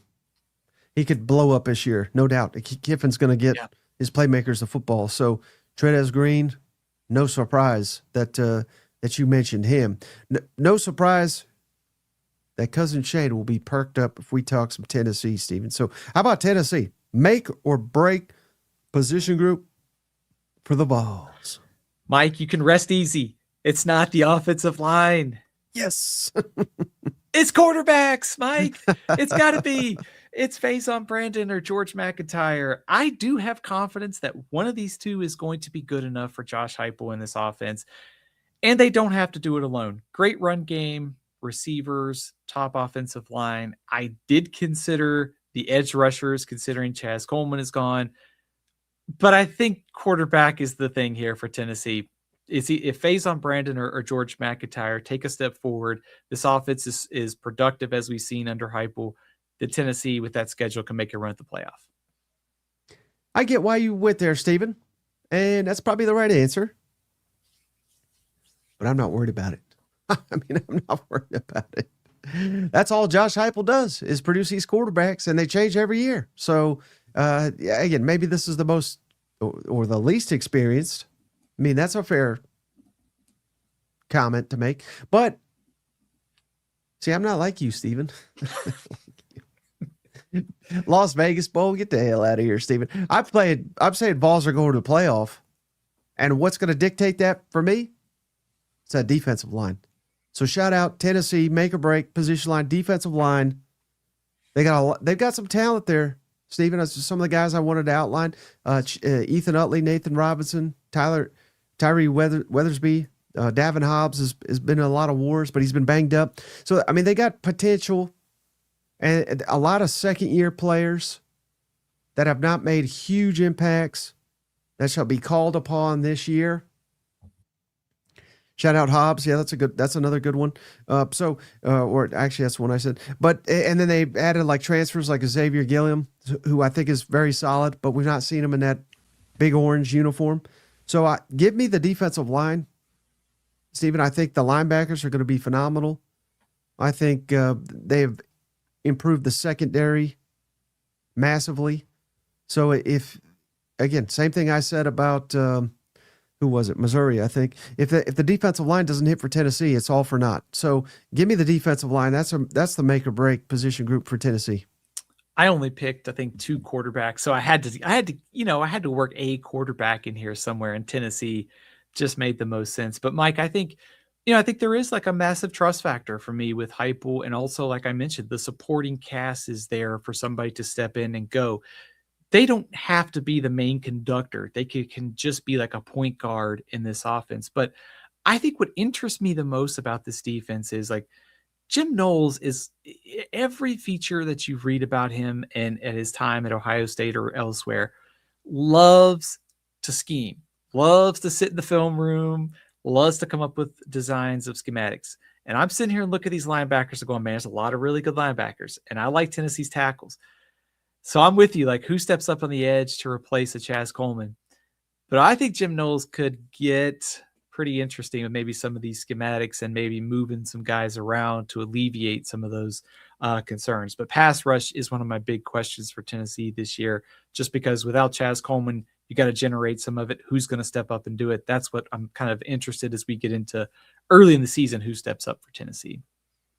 All right. And in terms of underrated players, Stephen, there was a couple to pick from, but how about this? I mean, a guy that I don't even know if he's going to start. He played a lot last year, and I've said it many times. I think the linebackers are going to be phenomenal for Tennessee, Stephen. But I think one guy that kind of gets lost in the shuffle there, just in the offseason narrative, not all in the field because he's been very productive. How about Jeremiah Telander? Again, I'm putting him as an underrated returner I think he's very solid. What's your thoughts on that selection? Yeah, I think so too, Mike. I mean, it's funny. It's like you said, may not start this year, but I think that's a sign of Tennessee having more depth than anything else at the position. Like they're going to be able to rotate a lot of those guys in and out of the lineup. Arion Carter coming back. You got Amari Campbell transferring in from Penn State, who was an all Big Ten linebacker last year. I mean, they've got a lot of depth here. So I think absolutely underrated, gives Tennessee that valuable depth that we've talked about with 9 games in the SEC. I was going to go with maybe like Davion Hobbs, like just because of the tackle. I feel better about Tennessee's tackles right now than I do off the edge. I was even going to say like Ethan Davis too. I thought he came on strong as the season progressed. Maybe he's a little bit more maybe breakout driven, but I thought last year late in the season, I thought he got more and more involved and could be even more involved this year. Yeah, I agree with that, Stephen. I also agree we should talk some Georgia. We haven't talked much Georgia, Stephen. Make or break position for the Dogs. Mike, I will be very interested to see where you go with this one because I felt this one was fairly obvious. I think it's got to be receiver. I mean, every conversation that, for Georgia this offseason starts with receiver because you lose Zachariah Branch, Colby Young, Dylan Bell, Noah Thomas. I mean, they are losing a lot at receiver. I like Isaiah Cannon. I think London Humphreys is going to be a good player. The tight end position, of course, is going to be good. But Georgia needs a couple guys in the young kind of player department to step up, whether that's Talon Taylor, Sokobi White-Helton, somebody else. Georgia had only 4 plays of 40-plus passing yards last season. They can't have that replicate again this year, so give me the receivers. Stephen, comment of the night so far. Shout out Cousin Jared. He said the driver's ed is That's good. He didn't even say speeding, so I think that's the comment of the night. But yeah, of course, it's the receivers. Thank goodness you didn't say offensive line, Stephen. I'm just thankful anytime you don't say offensive line. So, but yeah, it's everything you said. And again, it's wild to me, Stephen, how we can't even. Now it's kind of boring because it's like everybody says the same thing with Georgia, but I mean it's an issue, right? Or not an issue, but a question. It's a legitimate question. I don't care who they've recruited. All these teams that are at the top, Georgia, Bama, Texas, A&M, on and on and on. They've all recruited phenomenally. So you can sit here and say, oh, we got this 4-star, that 5-star, yada, yada, yada. This game is littered with those guys that have done literally nothing of significance in the Southeastern Conference. So don't sell me stars. Show me something they've done. And this group has not done it. Doesn't mean they won't, but they've got to come through in a big way. If, again, let's say they go 10-2, Stephen, I would buy that they'll go 10-2 and don't have an impact receiver. I would not buy that they're going to win the national championship and don't have an impact receiver. So somebody's got to step up, and that's the standard now at Georgia. Is, again, I'm not saying it's a failure if you fall short of winning a national championship, but that's what the fans are wanting. That's what Kirby is demanding, and if they don't get it done, I think it's because they don't have a receiver that he doesn't have to dominate every game, but he's got to make plays at certain times in the SEC championship, in the playoff against Ohio State or whoever you're playing. They're going to need some guys to step up there. Mike, I think that it's also underscored, as you and I have talked about this offseason, about how tight the margins are between like 1 through 6, 1 through 7. I think Notre Dame, Ohio State, Indiana, Oregon, Texas, Georgia, Miami are all going to be really close in terms of like power rating. And I think you just think about receivers and I think Gunnar Stockton is really solid, but I think there's a question of like, what is his ceiling and can he take his game to the next level? One way you do that is you have guys who can go downfield. They're able to use their speed. They get open. They create these big plays. Well, I think Gunnar Stockton is kind of like he's a really solid quarterback right now who's part of a bigger piece. Like I think, like Arch or Chambliss, like we saw Chambliss last year in the Sugar Bowl. He took Ole Miss on his back and lifted them to that victory. Can Stockton do that if it's a game against like Notre Dame and it's in the playoff and you're not generating those big plays? And I think there's some things that he does well with mobility that he can do that. What I guess what I'm trying to get at is I don't know that Stockton can necessarily elevate this offense as a whole, but I think if you have those game breakers like we saw with Branch, he was able to take it, He caught it, take it to the house for 60 yards. They need some guys like that to give him some help so that he doesn't have to shoulder the entire workload. He's perfectly capable of leading this team to the national championship. That's one of the reasons why I just didn't pick him this year, Mike, in the magazine to win it. I just had too many questions about this group at receiver. I wish they did a little bit more in the portal. I probably would have felt better about picking them at number 1 nationally. First of all, Stephen, how dare you talk Notre Dame and playoff on this show and their cupcake schedule? They don't deserve to be in there, but I will not stand for that. So please Mike, don't ever say that again. I had to tell you something funny. I've been doing the series of articles on athlonsports.com, by the way, on ranking the 5 toughest games for some of the playoff teams. And I got to like 2 and I'm like, 3, where do we go from here for Notre Dame? Whereas like Oklahoma, you felt bad about leaving out the 6 or 7 team. So there you go. There's more ammunition for your Notre Dame anti-playoff stance there. No, I think that's fair. All right, so how about underrated player returning? Now, Georgia's got a lot of guys returning, so this one, there was a lot to pick from. But I went Gabe Harris, defensive lineman. He was instrumental in slowing down Trinidad in the fourth quarter of the regular season matchup, and he didn't play in the Sugar Bowl. So I think that would be a case to be made of how important he is to this football team. I love that call because I think you said it best there. They missed him in the playoff game against Ole Miss. And also, I think, Mike, it was super valuable for this year. We talk about how Georgia was at the bottom of the SEC in sacks, which just seems like almost unfathomable with the talent level. But if he gets it going, Quintavious Johnson, Elijah Griffin, you're talking about a pass rush that's going to easily blow last year's sack total right out of the water. So good call, Mike. I think very, very underrated Georgia Bulldog and Gabe Harris. All right, Stephen, how about for cousin Emily? How about Auburn? What is the make or break position group for the Tigers? I got a surprise for you, Mike. Can I take a guess? It's the offensive line. Here's why I didn't go with any of the spots on defense. I trust DJ Durkin. I think they're going to be okay on defense. And, of course, Byron Brown, running backs and receivers. I think they got some good pieces. But, man, this offensive line really worries me. 5 new starters. A lot of these guys, I think most of the starting lineup or all of them could be transfers. There are some solid players here, though. Cole Best, who transfers in from South Florida.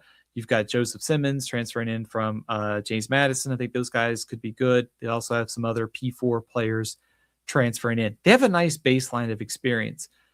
But I wonder what the upside is of this group. And you've got a quarterback making the transition from the American to the SEC, new offense. How does this all work? I don't think you want Byron Brown dropping back to win games 3rd and 11 all day. I think you got to be able to have some early down success to keep that dynamic ability going with Byron Brown. So boring answer, Mike. It's got to be the offensive line. No surprise, Steven. So again, I knew you were going to say that. And you're probably right. I mean, that's a smart answer, and you're a smart guy. But I'm more of a smart aleck. So I went with a different one, Steven. I went receiver. Because again, what have I said? I said with this system, you could kind of get away with offensive line maybe not having All-Americans. Now, can you just throw it all together? Maybe not. But I do think in this system, again, go back to the guys that run it. Heupel, Kiffin, Jeff Lebby, Kendall Browse. You need receivers. If you don't have difference makers at receivers, that could really hurt you. They went and got a bunch of South Florida guys. Now, maybe they're awesome. Maybe they'll be impact players in the Southeastern Conference. I'm not sitting here saying they won't be. But I kind of question a little bit, particularly when I hear, no disrespect to him, but Chaz Nimrod, we saw him at Tennessee. I think his biggest impact was dropping the football. And they're talking about what a difference maker he's going to be for Auburn this year. So, again, I have not watched these guys extensively other than Nimrod because he played at Tennessee. But I'm hoping these guys hit. I think receiver is kind of a make or break position because if they're not explosive, if they're not solid, on at that position group. I just don't know how effective their offense will be week in and week out in this conference. And also, doesn't this kind of tie to the offensive line discussion too? Because, I think Byron Brown is at his best when he can create. I don't think you want him to be, dropping back, like I said, 3rd and 11. You don't want him operating from the pocket. You want him on the move. You want him on 3rd and 3, rolling out, making, good decisions, getting the ball out in space. So I think you have to have that help from the offensive line in early downs, but also the receivers also kind of have to play a role in this too. And whether it's like getting open, making plays, not dropping passes. I do, from watching South Florida, Keyshawn Singleton and Jeremiah Coger, I think are going to be 2 players that work really well. Obviously, it's the same system. I think you'd like to have a Cam Coleman. I think there's clearly a drop off from having Coleman and Singleton, those guys last year. I don't think it's like the bottom of the SEC, not the worst group in the SEC. There's a kind of a baseline, but I think it's fair to question like what is the upside of this group going from the American to the SEC this year. Mm-hmm. Okay, how about underrated player? Not a lot to pick from here for Auburn. And this guy, maybe he's properly rated, but I don't think non-Auburn fans can appreciate how good he is. I just went running back Jeremiah Cobb because again he's the sole returner on offense among starters. I know they've returned some defensive players, but thoughts on Jeremiah Cobb, who I think he could really be a big breakout this year. Yeah, I think so too. I mean, I think we talk about with like what Tennessee does with Deshaun Bishop, and of course Auburn's had good running backs over the years too. But maybe in this system, with if you can get that offensive line playing to a solid level, you got Cobb, you got Bryson Washington, you got a pretty solid 1-2 punch, taking some heat off of Byron Brown. Mike, I know this is like blasphemy to say this, but like Xavier Atkins, I know he's getting a lot of All-America buzz. And certainly I picked him first team All-America, but I mean, nationally, this, like you said, there's 2 returning starters and Xavier Atkins is one of them for Auburn. I don't know that people nationally appreciate how good he was for Auburn's defense last year and how key of a centerpiece he'll be again this year. So I know it's a boring answer, but I think maybe Xavier Atkins should be getting even more preseason love for 2026. No, I think that's absolutely fair, Stephen. I also think it's fair that BBF give us $5. I love this damn show. Go Big Orange. We love you, buddy. So let me, since he threw us a donation, we already did Tennessee, but I do want to ask you this, Stephen. So I'm projecting ahead, and I know you're sitting here.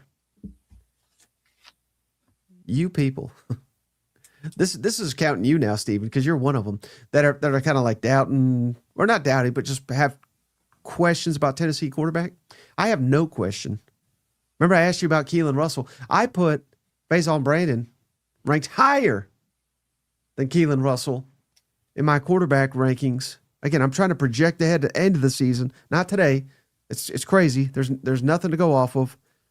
The 6 Vanderbilt fans that exist on Twitter, Stephen, they're up in arms. They don't understand how I can have Faison so high.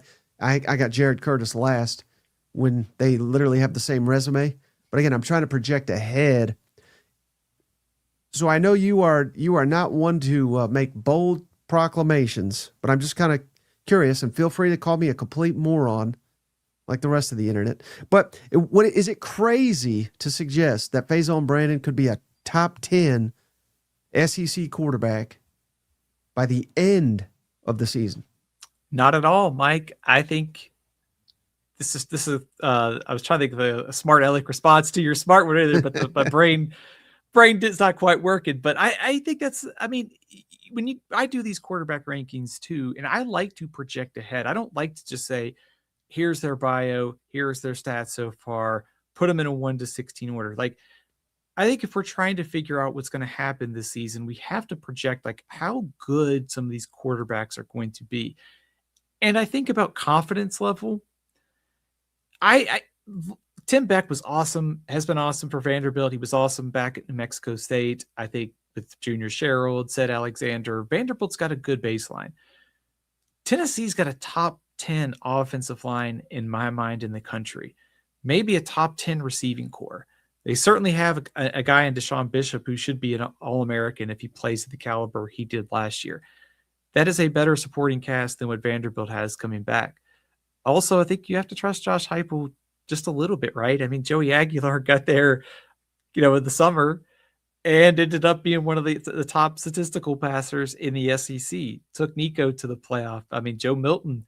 No matter the quarterback, Tennessee system's going to produce a pretty successful one. So I like Jared Curtis too, but I would take, if I had to bet on which one of those two, Faison Brandon or Jared Curtis finishes in the top 10, I would take the Tennessee quarterback.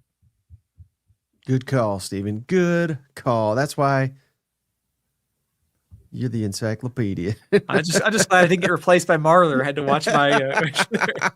Never on my watch. All right. Speaking of never, how about Kentucky, Stephen? Make or break position group for the Wildcats in the debut season of Will Stein. Where are you going there, Stephen? Mike, I'm going to use another quarterback card here. I'm going to take quarterbacks for Kentucky because Kenny Minchey is such a valuable piece of this rebuilding effort. I mean, Kentucky's kind of investing heavily in him as the starter. We don't have a ton of data on Kenny Minchey. What we do know is he was pretty highly regarded coming out of high school. He pushed CJ Carr at Notre Dame for the starting job. He's played well in limited time, but that is a very small sample size. And Will Stein, as a first-year head coach, he's got a great track record of offense and quarterbacks, but also putting all of your eggs in the Kenny Minchey basket when he is a first-time starter is definitely risky. There's a lot of upside, but I think it's fair to kind of be skeptical too until you see it. So knowing what Kentucky has, some of the questions on defense, how important it is for Will Stein to get his tenure off on the right foot, I think it's got to be Kenny Minchey for me. I think that's fair, Stephen. I don't mind that selection at all. The fact that there's so much turnover there, I mean, I think there's just so many different ways you could possibly go, however. So I went a little bit different. I went receivers. Because fair or not, I am giving Will Stein the benefit of the doubt when it comes to quarterback evaluation and development. Maybe not coordinator hiring and assigning play calling duties. But that is another story for another day, Stephen. So I think Minchey will be quite good. I've not heard anything to suggest otherwise out of Lexington up to this point. So I'm just saying receivers because they're going to need people to step up there as well. Quite frankly, like I said, we could pick many a position here, but I don't know. I'm going receiver for Kentucky. A lot of guys with talent there at Kentucky. Just a lot of concerns about injury. I mean, someone like Nick Anderson, Shane Carr's transferring up from Southern Utah. There's some interesting names in there too, in that receiver room. And if they stay healthy, if they develop, that's only going to help Kenny Minchey's game this year. I will say I got pretty hyped for watching Kenny Minchey, on some of the highlights that made their way out of Kentucky spring practice, which I appreciated the clips here and there very selectively getting me excited for Kenny Minchey. But I trust Will Stein, but I also think it is such an important decision. He's your handpicked quarterback for your first year, and you got to get this thing rolling. So he better work out. Otherwise, it's going to be a long year in Lexington. When it comes to most underrated returning Wildcat, how do you like this selection, Stephen? Tight end Willie Rodriguez. Our friends over at Kentucky Sports Radio 11 Personnel, another great show. Go check them out. They're very high on Willie Rodriguez, so I think I'm rolling with that one. I like that call because Will Stein's had a great track record of tight end usage and success rate. You saw this up at Oregon. Kenyon Sadiq, of course, was a high pick in the NFL draft. Jamari Johnson, who's at Oregon this year, in line for a breakout season. So the tight end position is going to get used quite a bit in this offense. And so Rodriguez is probably going to see a healthy dose of passes in his way. I'll go defense, Mike. I like Ty Bryant. A lot of good safeties in this conference coming back, like Marcus Radcliffe, Keon Sabb, Bray Hubbard. I mean, KJ Bolden, the list goes on and on, but Ty Bryant led the team in tackles last year, 4 interceptions for Kentucky's defense. I think very underrated player at a very crowded position, and he's probably not getting enough preseason love. Well, I'll tell you who is getting preseason love, Stephen. That is the Florida Gators with John Subaru leading the charge this offseason Who do you got as the make or break position group for the Gators? Offensive line, Mike. I feel really bad. I picked all these. I probably should. Next time, I've waited basically to all these teams at the end where I know you're going to say offensive line. I think next time you're going to require me to run these positions by pre-show approval. But Mike, I think I just go back to what John Summerall was saying at the end of spring practice. I mean, he was worried about the offensive line. How is this group going to take a step forward? No Austin Barber, no Jake Slaughter. Phil Troutwine is a very good offensive line coach, but you got some high-profile starters gone, only 2 starters back. I think getting somebody like Harrison Moore transferring from Georgia Tech over to Florida is key because he basically can, slide seamlessly with the scheme. He was under Buster Faulkner. Now they're at Florida. That'll help ease that transition. But new left tackle, new center, there's always concerns to me when you're breaking in new starters at that position. Right. So that's a fine selection, Stephen. But once again, I knew you were going to say that. So I wanted to mix it up, be a little different. I haven't gone quarterback yet, Stephen. I'm pulling the trigger here because I don't even know who it's going to be. Aaron Philo, Tramel Jones, could be either one. But I think that'll dictate it because, again, the offensive line, yeah, everything you said is accurate, and I would agree with it. And that's probably the true answer. But also, if Florida's this is an interesting point that Cousin Shane, it's not often I get to say Cousin Shane had an interesting point, but he went, he really has got me focused, Stephen, on a lot of these teams that are first-year coaches outside of LSU, which has kind of like playoff or bust type expectations. But of all the other ones, Florida's got a higher win-loss or excuse me, over-under win total than just about any of them. So the expectation is Florida will be maybe a step further than an Auburn and Arkansas, Kentucky, on and on and on. So again, is that right? I don't know. I mean, I kind of think it is, but it also says that, there is some belief that Florida's ready to go and that they'll make great strides. I mean, they only won 4 games last year. So they're, doubling the win total perhaps, I think is realistic, but I think it's only realistic, Stephen, if they get solid performance out of the quarterback. And the fact that I don't even know who the heck that's going to be tells me that whoever it is better be a difference maker and win them a game or two that is a toss-up type game. So I'm going quarterback here. You're definitely not wrong because it is a question. I do feel some sort of confidence that either Philo or Jones is going to be solid at the position, just given what the weapons that they have, the trust that I have in Buster Faulkner.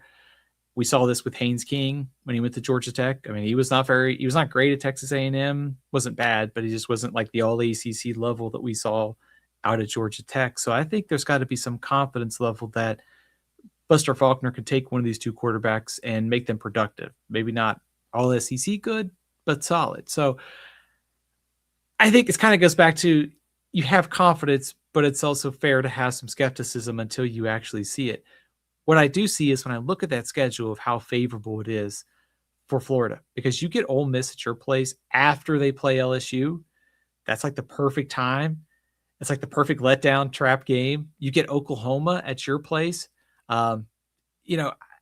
This schedule sets up, I think, for Florida to take that big step forward. And I think, yes, you have to play Texas. Yes, you have to play Georgia.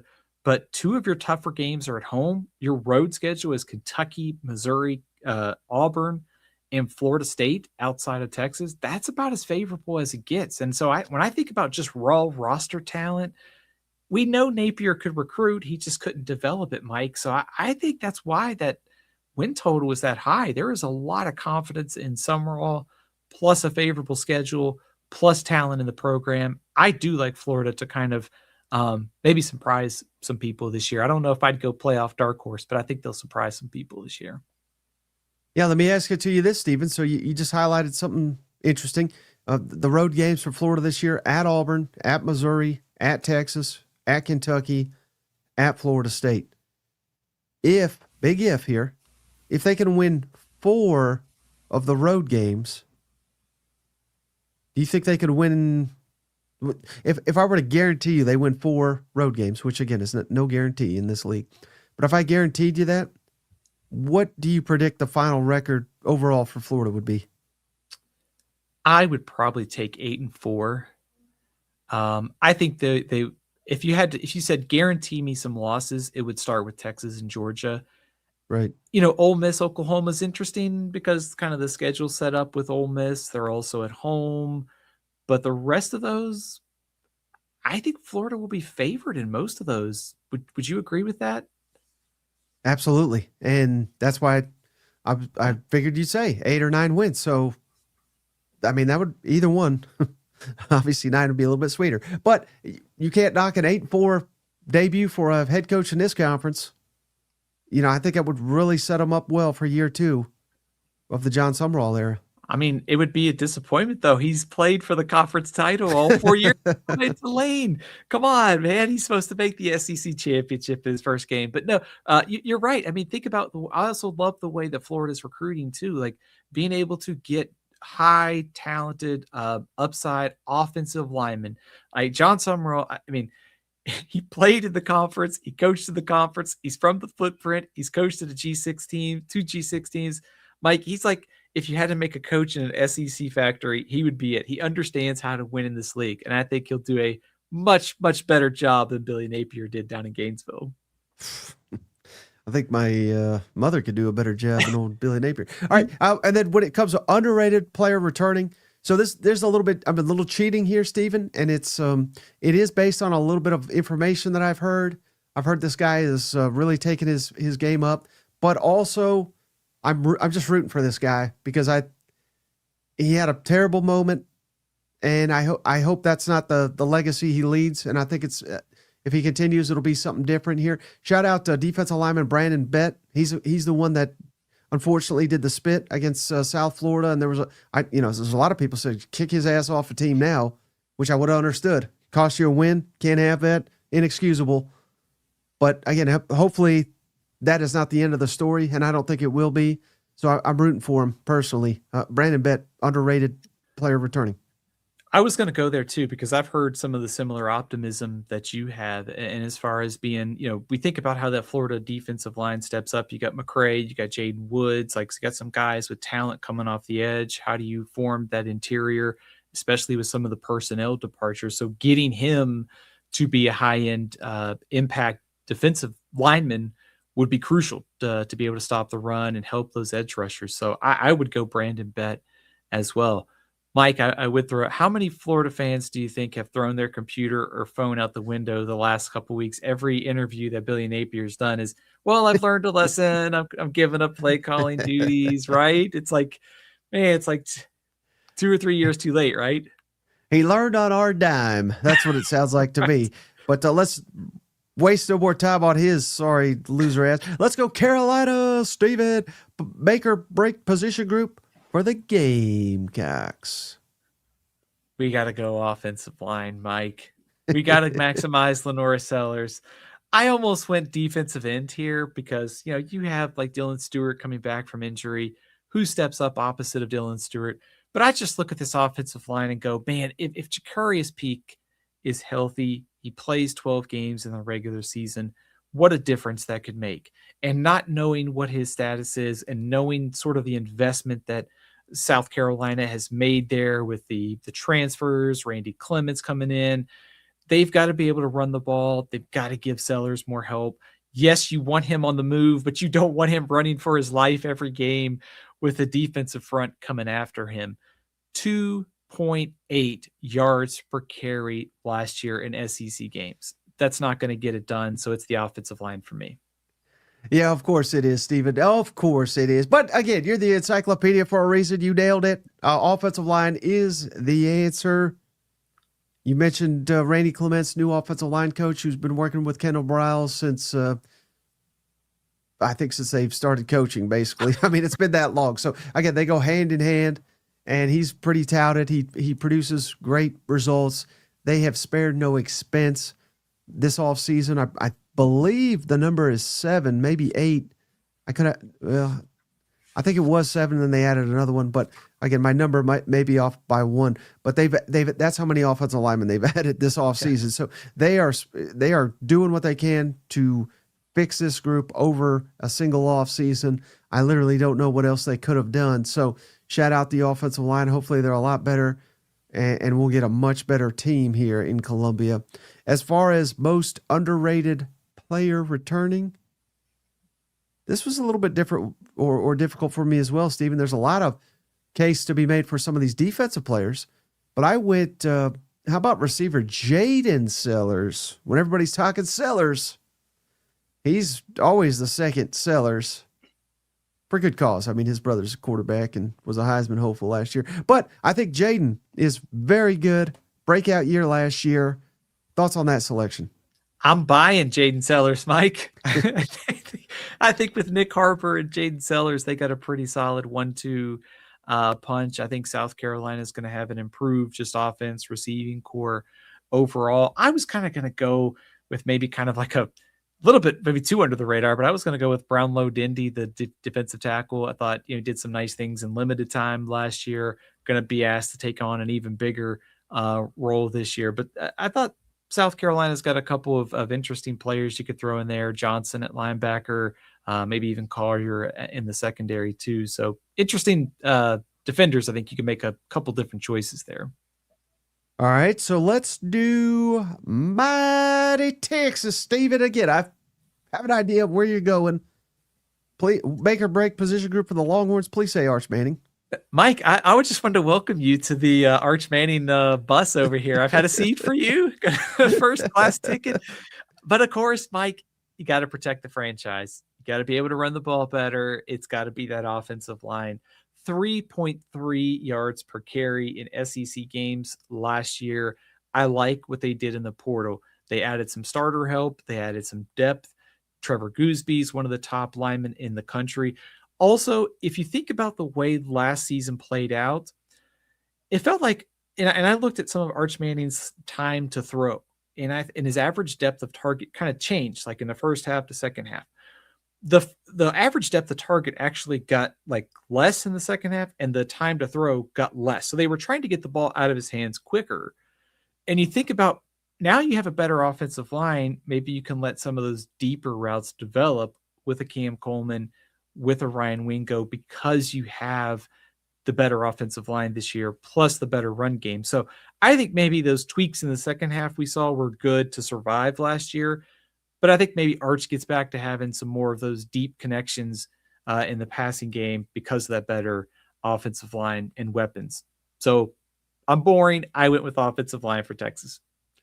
Yeah, well, I do appreciate the insight because I had not heard those statistics before. So a lot easier than just announcing the offensive line. But of course it is the offensive line. We've been hearing it all off season with Texas. And that's kind of the area of maybe concern, question, however you want to sell it. They've moved some guys, different positions. They've added guys via the transfer portal. Like you said, they bring back Goolsby, who could be in the NFL right now. So there are things to like about the offensive line. Unfortunately for that position group, you could have 4 stellar all-conference type players.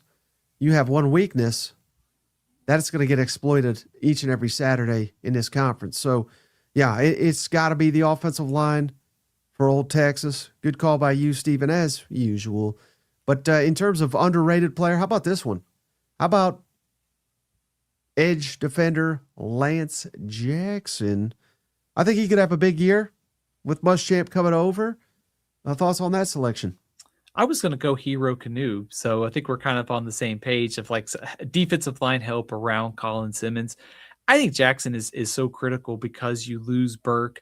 You've got to have another edge rusher to complement Simmons. It's like the South Carolina thing where you don't want too much pressure on Dylan Stewart. You need other edge rushers to step up. So I think Jackson's a good call. I think Canoe on the interior. How this all fits too under Muschamp's scheme, I think that'll be kind of wait and see for me. But I think there's a lot of really, really promising pieces. Probably one of the top 5 defensive lines in the country this year. And speaking of canoes, just a little pop quiz or trivia maybe. Cousin Shane, big canoe fan. Just keep that It was his birthday. If anybody wants to send him something. All right, last Happy birthday, one. cousin Shane. I forgot to tell him yesterday. Yeah, canoes headed your way via Stephen Lassan. Vanderbilt, Steve position group that'll make or break the Commodores. Mike, I think the correct answer here is quarterbacks, because Jared Curtis, the investment, the high upside, filling the shoes of Pavia. But we can't close the show without talking some offensive line, Mike, because 4 starters are gone. How do you help a young quarterback? You run the ball, you protect it. That's why this group is my position group that will make or break Vanderbilt. Vanderbilt does a good job with like the strong side and the quick side and kind of the funky formations they can use at times. Just one starter back, though, some transfers. How does this all fit? You don't want your freshman quarterback trying to win third and 12 all day. They got to be able to protect, give Ced Alexander some room, and protect Jared Curtis. Yeah, I think you nailed it, Stephen. Again, that's why I kind of held these teams at the end, because I knew you were going to go offensive line, offensive line, offensive line. So, again, that's what I said as well.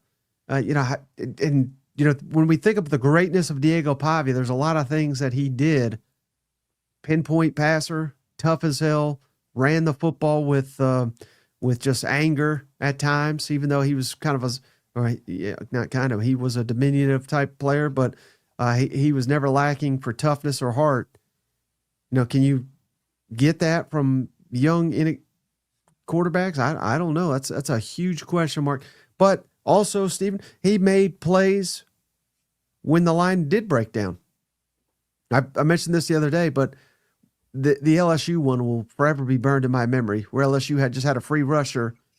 Somehow Pavia had eyes in the back of his head, did a little, like a flip around, and I don't know how he made the guy miss, but he did. And that was a 4th down that Vanderbilt converted in a one-possession type game. So can you get that again this year? Fingers crossed we can with Jared Curtis. I think he's a phenom waiting to happen, but they've got to protect him, because I don't think you can expect him to make those types of plays year one in college football. I agree, Mike. I think for as much as, we trust Beck, and I think we trust the upside of Curtis, you still have to have the solid play of the offensive line, especially since Vanderbilt was, I think, a Joe Moore semifinalist last year, which goes to one of the top offensive lines in the country. So they were probably underrated last year up front. Now they're losing a lot of those guys, and we mentioned they got probably two or three transfers that are going to start.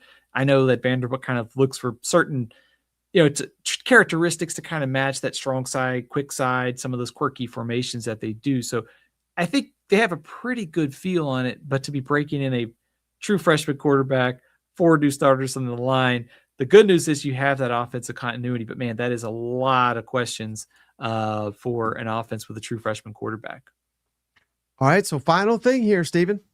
Most underrated player for the Commodores. How about this one? Tight end Cole Spence. Because Eli Stowers was awesome. I think we could all recognize that. But I think the guy that was underrated, but was consistent, that always did his job, Cole Spence, now he's going to be stepping up into a larger role this year. Thoughts on that selection?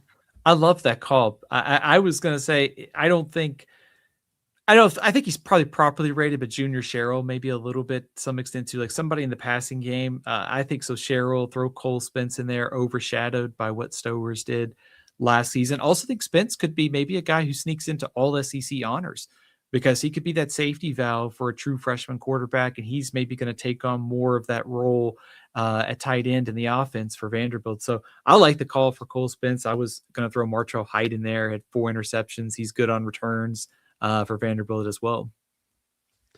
All right, Steven. So we went nearly 2 hours talking every single SEC team. I don't think anyone else is doing that Monday, July 13th. So, again, not to pat ourselves on the back, but we do it for you guys. We do it for you for showing up, for all the kind donations. Oh, we had one at the buzzer here. Cousin Lou, appreciate you. I'm back from South Korea, cousins. Let's go, Texas. Mike and Steven, Archman, Texas fight. Hook up. We appreciate you, Cousin Lou. Anything, you've already said so many nice things about Texas, Steven, but any additional comments for Cousin Lou? Lou, I don't know if you've seen the quarterback rankings, but we both now have Arch as the best quarterback since sliced bread over here since Peyton Manning, I guess you could say. But any additional nice things you want to say about Texas for Cousin Lou?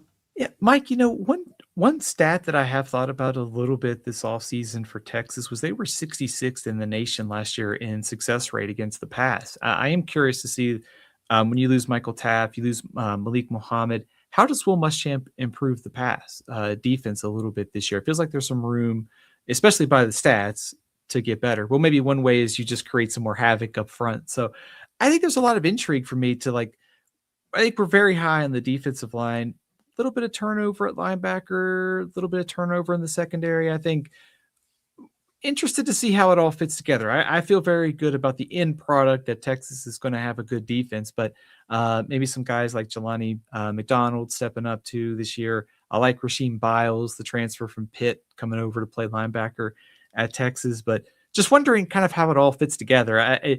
We talk about these teams so much, and we talked last year, and we probably didn't put enough emphasis on the offensive line for Texas, but every one of these teams is trying to just make sure, what are we missing?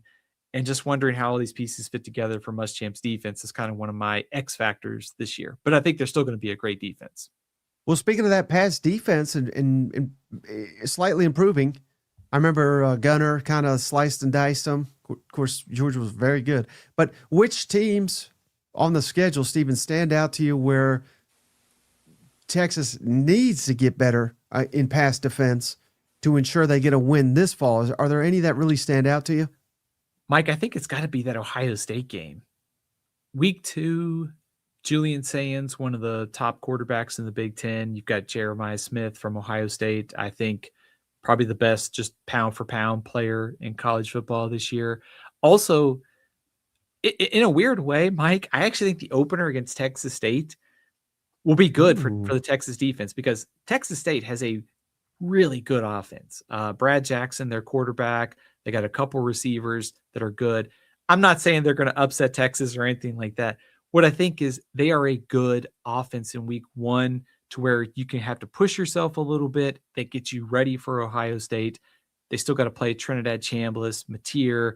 I think by November 2, I think Sam Levitt and certainly Marcel Reed will know a lot more about those offenses. But man, that second week of the season, Jeremiah Smith, Ohio State's offense, that's the game that I will be paying attention to, because maybe Texas can get revenge for what Ohio State did last year to them on defense in that first game of the season. Yeah, I think that's a good answer, Stephen. But any consideration? I know you just kind of briefly hit on it there, but Florida, they had a lot of success against Texas last year. Eugene Wilson in particular, or was that Trey? I get those guys mixed up. But the freshman receiver was phenomenal. And then again, Trinidad. And then how about a wild card here? How about Camario? So all 3 in a row. And again, I think you're going to be heavy favorites on all of them. Maybe not Ole Miss. Maybe just like a 6-point favorite. I don't know. But you'll be favorites at all of them. They're all at home.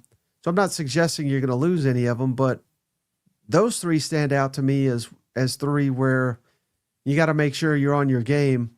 Otherwise, you could be in for a lot longer of or more competitive game than you realize today. What about Tennessee too? 26th, the road game. Did you mention that one? I didn't, but I'm just trying to keep it under the radar, Stephen. Okay. I don't want them to know about it. I was having flashbacks. You remember that Alabama-Tennessee game a few years ago where Tennessee shell-shocked Alabama with some of the big plays? It was Jalen Hyatt, I think, in that game. Yeah. But, I think about okay, what if you get Faison Brandon going early in the year with Matthews and Staley and Ethan Davis stepping up? What if Colin Simmons doesn't have a running mate on the other side and they block him up and Faison Brandon's hitting a few bombs to Braylon Staley in that game? So I think just in general, one of my kind of storylines that everybody's focused on Arch and the offensive line, and rightfully so.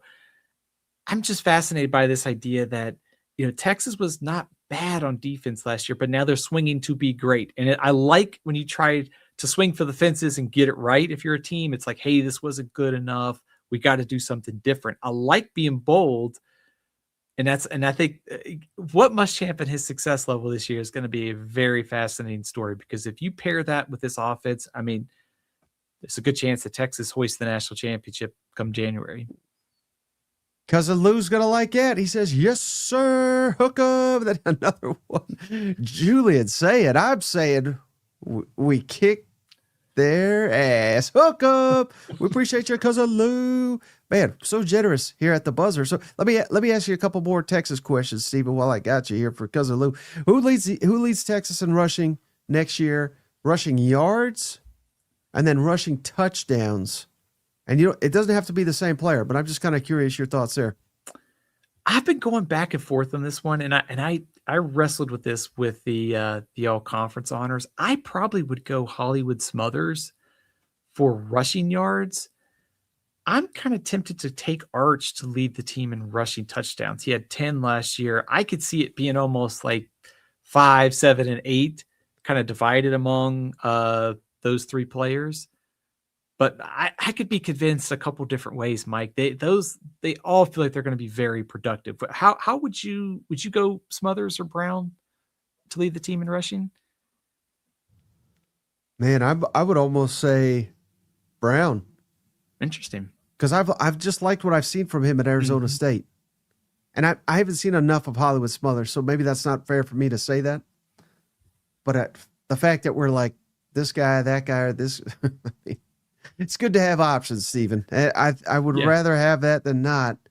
And again, that's not me calling out one or the other. I think you could. It's like pick your poison, which is exactly what Steve Sarkisian wants this fall. This also goes to the same conversation that we've had, like with defensive linemen, is you want more than one good running back to make it to the season because the wear and tear is going to add up. And so for those of us who are trying to like project fantasy stats, it's a nightmare. For the coaches, it's a great thing to have because you could just go throw Smothers in there, throw Raleek Brown, let Arch take it on the goal line. They got some other younger backs too. So having that depth is a good thing. It's a nightmare if you're trying to figure out who to draft for your college fantasy league though. All right, Stephen. So we went past the 2-hour mark. Can't thank you enough for dropping all this knowledge. Oh, and we also had, I want to forget him at all. We had Mizzou fan 07 gifted 20 memberships. I said I'd get to it. Shout out Dale Doback, Josh Rebel, Jay Buckmaster, Float Impossible, Pee Wee, Mike Elizondo, Play to Win, Doug Malder Man, Quint Davis, Oklahoma Man, 1990, R. McKee, Brendan. Dang it, hold on. Brendan M, I think. Crazy Mixture, Kenny McCormick, Heartbroken Hog. I feel you, brother. Cocky Gaming, Tex-Mex, OU 7-time, and Christopher Hamilton. Welcome to the family. Yeah, courtesy Mizzou fan number 7. We appreciate you, buddy. Before we go, Stephen, tell the cousins where to follow you and where they can get up their edition of the Athlon Sports College Football Magazine.